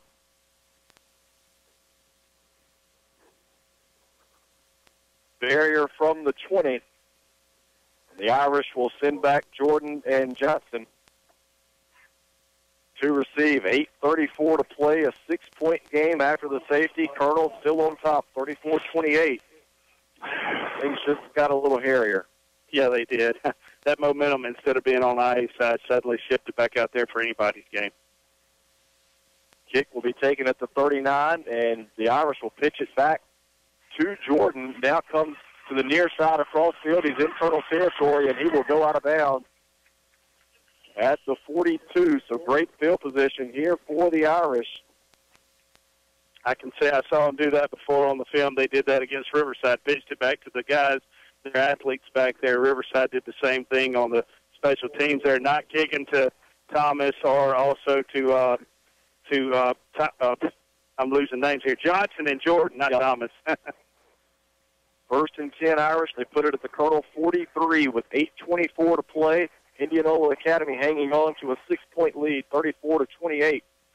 Johnson will work out of the gun. He'll send trips to the right side. Single receiver to the near side is Christopher Adams. They'll hand it off to Price straight ahead. He's got a big hole. 1st down and more for Price inside the 30, down to the 25. 18-yard run, and the Irish move the chains. If I were Jack Dodd, I would go to the officials and say, y'all got to watch 52 and keep him at bay. He literally just pulled Dodd down onto the ground there, and you can't tackle somebody you're blocking there like he did that time. 1st and 10 Irish from the Colonel 25. Trips again to the right. They'll hand it off to Price. They try it again, straight ahead. Slips off the ball. Loose on the ground on it. Colonel Maverick. Wow, catch a huge break there. The Irish went right back to Price. Ball was stripped. I didn't see who got a hand on it, but there were 4 Colonels right there to fall on it. It was going to be 1st and 10 Colonels at their own 15. I couldn't see it, Watson, either, because it was going away from us. It was a nice little snot pop from the backside.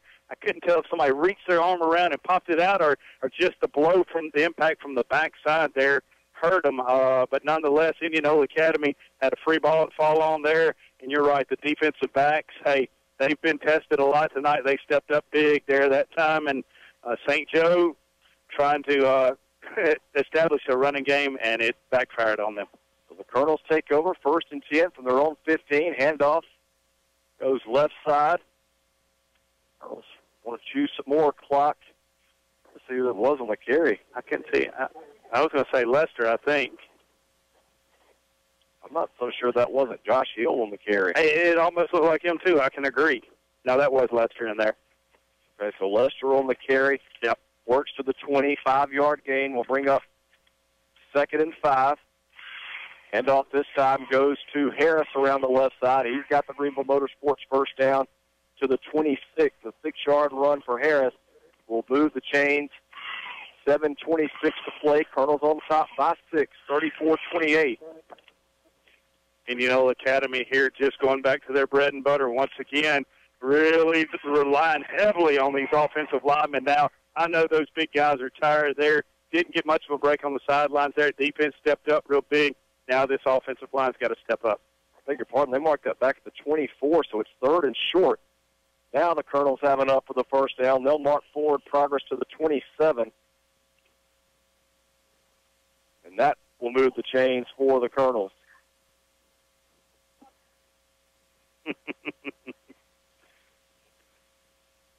Well, Indianola Academy doing a good job keeping the ball tight in there, not, watching the ball there, holding on to it real tight, not allowing somebody to come in there and strip it whenever they stand you up like that. A lot of times they will try to do that. And Indianola Academy keeping that clock running there, melting some seconds off a lot. 1st and 10 from the IA-27. Davis will turn, hand off to Harris. Has running room. Now he's going to turn the Jets on in Irish territory. The 45, 40, 35, and taken out of bounds. Stop Ronald Johnson, and a late flag comes in. Going to have unsportsmanlike conduct against the Colonels. Harris kind of got up, flipped the ball in Johnson's direction. Ill-advised play there, tough break. And, Harris, you get so used to breaking some big runs like he did all of last year there. And then this year, you have a little different style of offense, you just don't have that big stable of backs like you did last year with Pitts and Timms and Lester and himself. And so he's not getting the big runs like he was last year. But, hey, if you're getting positive yards, 1, 2, 5 yards, you got to keep chipping away at that. And, you could tell he had a little pent-up frustration there that time. Finally got out and was able to show his style of running play there and get open in the open field there and showed the frustration at the end there. Tough break for the senior there. And keep fighting, young man. You're doing great. I promise you. We're depending on you heavily. Was a gain of 40 to the 33, and then mark off 15 yards, dead ball, and sportsmanlike back to the 48. It is 1st and 25 Colonels from the Irish 48. Ball is on the left hash. Harris takes the handoff again, breaks free left side, got the first down and more. Cuts in at the 25 and taken down at the 22-yard line. A 26-yard run for Harris, another Greenville Motorsports first down. I'm not sure what Coach Nestor and company are seeing here, but it's working right now. I guess the defensive linebackers are really walked up into the box there, and they're hitting that ball fast there. About the 1-hole, 2-hole. Well, that's been on the left side. That's going to be about the 1 or 3-hole there. Quick handoff there. Harris able to vault into that secondary very quick there, and no pressure and not getting touched till he's 10, 15, 20 yards downfield. And that's awesome there. That's what you need. 6:12 to play. Colonel's on top, 34-28, looking to tackle him some more. 1st and 10 from the Irish 22. Davis will turn, hand off to Lester straight ahead, breaks free to the 15, to the 10, still on his feet, runs down to Irish, and he is brought down at the 1. They're going to mark him down at the 1, a 21-yard gain, a Greenville Motorsports first down, and the Colonels will have 1st and goal. Wow. If you're that free steak and you're standing back there and all that stands between you and the end zone is you, oh, man, I know those eyes lit up with Lester. He had that momentum going forward, though, and he was stripped falling off blocks or tackles left and right and just could not get it back going. A great tackle there. I thought he got the end zone personally. I think everybody up here did. And I know he wanted to get there. I know who's getting the handoff right here. I actually don't. 1st and goal from the 1. I was wrong. They give it to Harris. Doesn't matter. He's in there. Touchdown, Colonels. I told you. I said, I actually don't. That's tough. Look, Nestor's calling for 2 here as well. You got to get all the points that you can get. 1-yard run for Sebastian Harris extends the lead for the Colonels 40-28 with 5:32 to play. And the Colonels will go for 2. Both backs have been relied upon heavily here tonight. Yeah, I tell you what, I'd hate to have Coach Nestor's job, trying to pick and choose who's going to get that touchdown. 7 plays, 85 yards on the drive. The 2-point try is no good. They're going to mark Harris down at the half-yard line. So the score remains 40-28, a 12-point lead for the IA Colonels with 5:32 to play. Still plenty of time for Bryce Johnson and the Fighting Irish. That's a tough one there. I can't believe we didn't get in on that. We really needed that 2 points there, and a lot of time here, like you said, Watson, for Bryce Johnson and company on the offensive side of the ball. What you do, though, is you do put maybe a little bit more pressure on him now, knowing that he has to score twice here, and time's running off that clock steadily. So we got to keep the intensity on the defensive side of the ball. By the way, Sebastian Harris now well over 200 yards rushing on the night. 28 carries, 240 yards, and 2 touchdowns. Wesley Lester also over 100 yards, 16 carries for 103, and a touchdown for Lester. The ground game getting it done tonight. Also, the Colonels really have done it everywhere. Davis been lighting it up through the air as well. 12-point lead for the Colonels with 5:32 to play, 40-28. The Irish about to get it back. Again, 7 plays, 85 yards on that last scoring drive. Sebastian Harris with a 1-yard touchdown run. His second of the night. Now Barrier set to kick it away. It's a short kick and a hit at the 38. Ball loose on the ground. Who's got it? I believe the Irish were able to fall on it. And the Colonels trying to catch them napping there. The Irish will fall on it at the 34, and that's where they'll start this drive. Still exciting up here. Plenty of time to play, and I guarantee you folks, if you're out there listening, you're missing one heck of a game. And I know I keep saying that. Beautiful facility here. Great atmosphere all night long tonight. The Bugs are a little crazy, but other than that, you know, it's been a great, intense game here. St. Joe bringing this fun style, quarterback gunslinging mentality here, but they've been able to move the ball running as well. With 5:30 to play, we've got a timeout on the field for a water break. We will step aside and take a break. Colonels on top, 40-28. 5.5 minutes to play. We're back in 1 minute with Colonel Football on Super Talk for the Delta. Time to head to the greens. After a long week of work, you deserve this. But how are you going to pay for it? Since you left your debit card at the gas station? Oh, crud. Don't worry. With the Secure Lock mobile app, you can cancel that lost debit card right from the palm of your hand. Simply open the Secure Lock app, log in, and deactivate your debit card.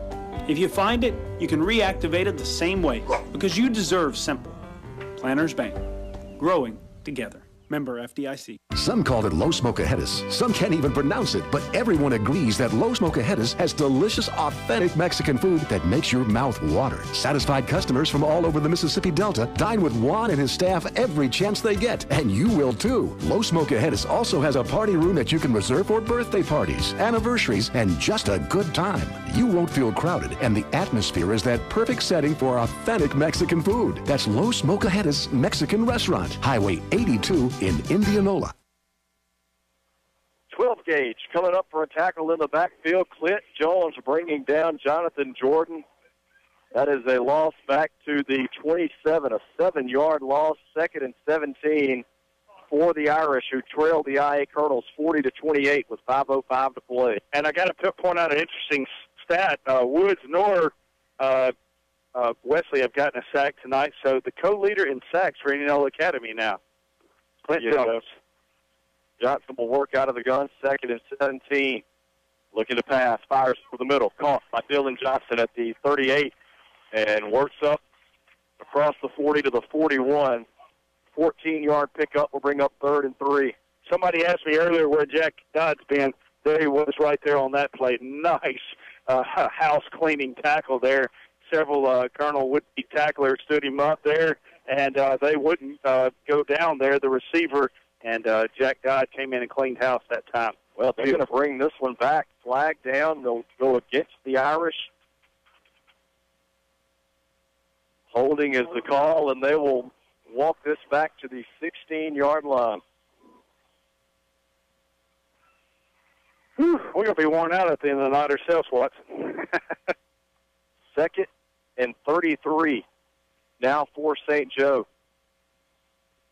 I don't think we can have a Week 2 game like this again. 4:25 to play. 2nd, 33. Johnson dancing around in the pocket, dumps it off the last. Tossed by Jordan at the 20. Gets around a couple of defenders up to the 30, 35. Taken down out of bounds. Tyler Horner, I beg your pardon, Jack Dodd coming over to make the tackle. They'll mark it at the 37. That'll make you sick right there, and they're going to be watching that film. Wesley almost had the sack. I couldn't tell who that was here. It looked like 22 Day almost cleaned house there, missed it. I want to say 18 was out there as well. Thomas Putnam missed a big tackle. They were all just so close yet so far away. 3rd and 7. Johnson swings it out quickly, right side, caught by Moosey. Gets by one defender, gets by two. He's got the first down, still on his feet up to midfield. Finally wrestled out of bounds by Spencer Robertson, another sophomore in there for the Colonels. They'll put it at midfield, 1st and 10, St. Joe. They need 2 scores to get back in it. Clock is stopped with 3:33 to play. Colonels on top, 40-28. And Spencer Robertson don't realize how big a touchdown-saving tackle that he just made, because if he doesn't ride down that receiver there that time, that would have been a touchdown. There was nobody else between there and pay dirt, and Spencer Robertson doing a great job there, getting him down on the ground there, and big tackle. And we have a timeout on the field. Maybe somebody must be down on the visitor sideline over there. St. Joe head coach John Baker is out on the field. Players are down on the knee. Some getting water, some not. Trevor Mootsie went down on the visitor sideline over there. He's the one that made that catch there, and must have went down, fell on the ball, but he's back up and going now. So 1st and 10 Irish from midfield. 3:25 to play, clock running. Colonels on top by 12, 40-28. Irish looking to get back in it. Johnson takes a snap from the gun, looking to pass, flushed out of the pocket. Rolls to his right, now going to tuck it and run. It's inside the 45-42 and hit hard out of bounds. 64, the jackhammer. Jackhammer and Stephon Smith collide on top of Johnson. That's a violent train wreck. And that's what you want to see. Hey, they're telling them right there, they're sending a message. Hey, if you're going to tiptoe and dance around out here and try to make all our guys miss the tackle, we're fixing to light you up. That's what you want to see, that intensity out there those linebackers bring week after week. 7-yard pickup to the 43, 2nd and 3. Johnson got hurt there a little bit on that play. And Mootsie is over here on this sideline now. Irish taking their time, getting to the line of scrimmage. Johnson will work out of the gun. 2 receivers left, 2 to the right. Johnson looking to pass, steps up, fires incomplete. Trying to hit Jordan over the middle on a crossing route. Stephon Smith had the coverage. Incomplete pass will bring up 3rd and 3. And that's what you want to see out of a linebacker there. Great coverage there right in his face. Not letting him, hey, he's in that 5-yard buffer zone there. Clean his clock when he comes across your face right there. That's what you have to do as a linebacker. Great job there by Smith. 3rd down, 3 yards to go with 3:03 to play. Colonels on top, 40-28. Looking to hold on here late in Greenville. Johnson takes the snap out of the gun, drops back, looking to pass, fires over the middle, incomplete. Jordan tried to catch it on a short hop. Officials were Johnny on the spot. Why is that not a flag? I can agree. The intended receiver jumped up and just threw the ball down at the feet of the official. The result, it's 4th and 3 for the Irish. They're going to have to go. You know, that's what's so crazy about this team and what keeps them exciting. You know, earlier they had a 4th and 5 situation. Instead of trying to get that 3 or 5, they go for the home run ball there, and it paid off earlier, and that's what you're going to have to watch here. You want to just guard for 3 yards, and yet again, you want to guard for the home run ball too. 4th down. Could be the game here if the Colonels can get the stop. Johnson will fake the option. Still in the pocket, now looking downfield, trying to hit brother Dylan Johnson. It's tipped and falls incomplete. Day Willis down there to break it up, and the Colonels will take over on downs, 1st and 10 from their own 43. And up here in the booth, we got hashtag stink bug problems up here. Somebody just smashed one upwind from us, and it's a bad situation going on up here. Good news is, the good news is, we can finally breathe a sigh of relief there. I tell you, St. Joe brought it to Indianola Academy the entire game tonight.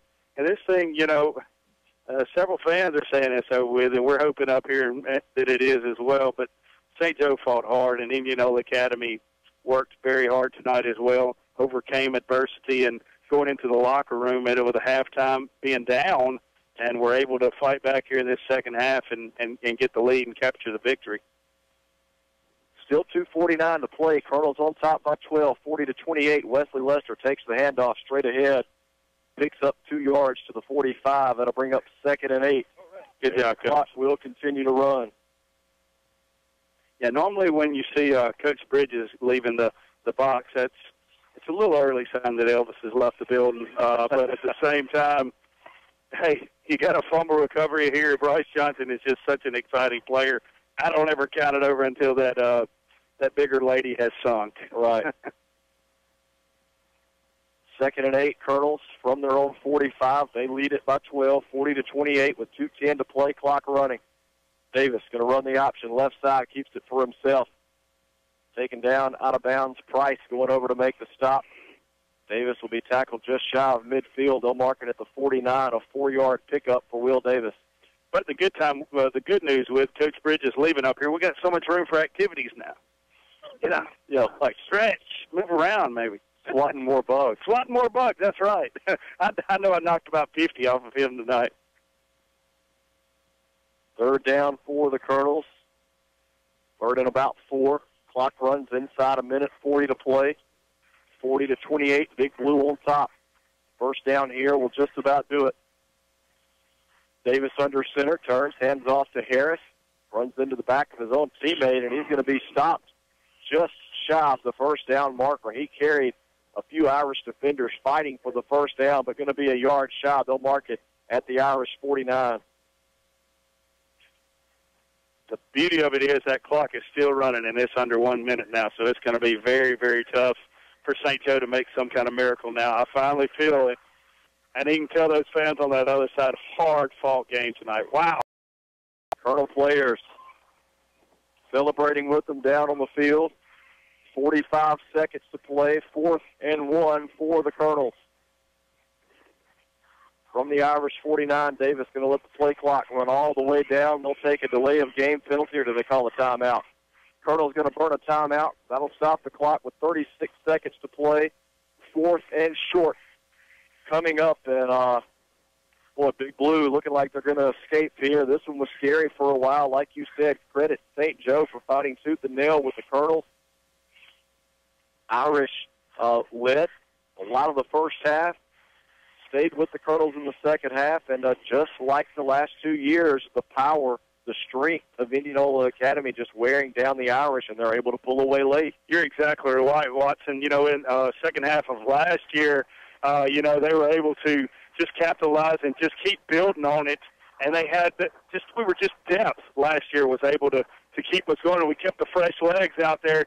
This year, Watson, we got some few breaks in there. Some of our starters did, but at the same time, it was mainly on those front 11 there. Those guys stepped up tonight and really made plays when it counted there. Wow, I'm definitely proud of this young Colonel squad here. And I say young, they've got 13 seniors on their team here, but a tough, hard-fought game here by this team. And St. Joe has nothing to be hanging their heads about. This was a good, hard-fought game. Both teams played very well tonight. Like I said, neither team, whoever wins this game, had nothing to hang their heads about. This was just a great game. Colonel still have to pick up the 1st down here. 4th and 1 from the Irish 49. The handoff goes to Lester. He's got the Greenville Motorsports 1st down inside the 45. They'll mark it at the 42. A 7-yard pickup, and the Colonels will be able to run out the remainder of the clock. Indianola Academy will move to 2-0 on the year. What a game tonight here in Greenville. I'm telling you, and I'm looking over here, and I didn't really realize it until now. There's about 20, 30 Sea of Blue fans over here. A lot of people spilling over onto this home side here as there's no room really on the visitor side. I'm telling you, the entire fans, I mean, it's stretched from one end zone to the other down there on the fence. Such a true testament for some good fans here. Great fan support. They did it last year, doing it again this year. Indianola Academy coming out victorious tonight in Greenville, Mississippi. Davis goes to a knee. Clock is at 5 seconds and ticking. And this one is final, 40-28. Your final score. Indianola Academy moves to 2-0 on the year. They knock off the St. Joe Fighting Irish on the road for the second year in a row. Boy, big win for the Colonels and another big test coming up next week with Starkville Academy. Really, we don't get a chance to take a deep breath of fresh air, do we? No, not at all. They stacked it up tough here. Indianola Academy asked for a challenge, and they got the challenge here. Like I said earlier, we played this St. Joe team in Week 4 last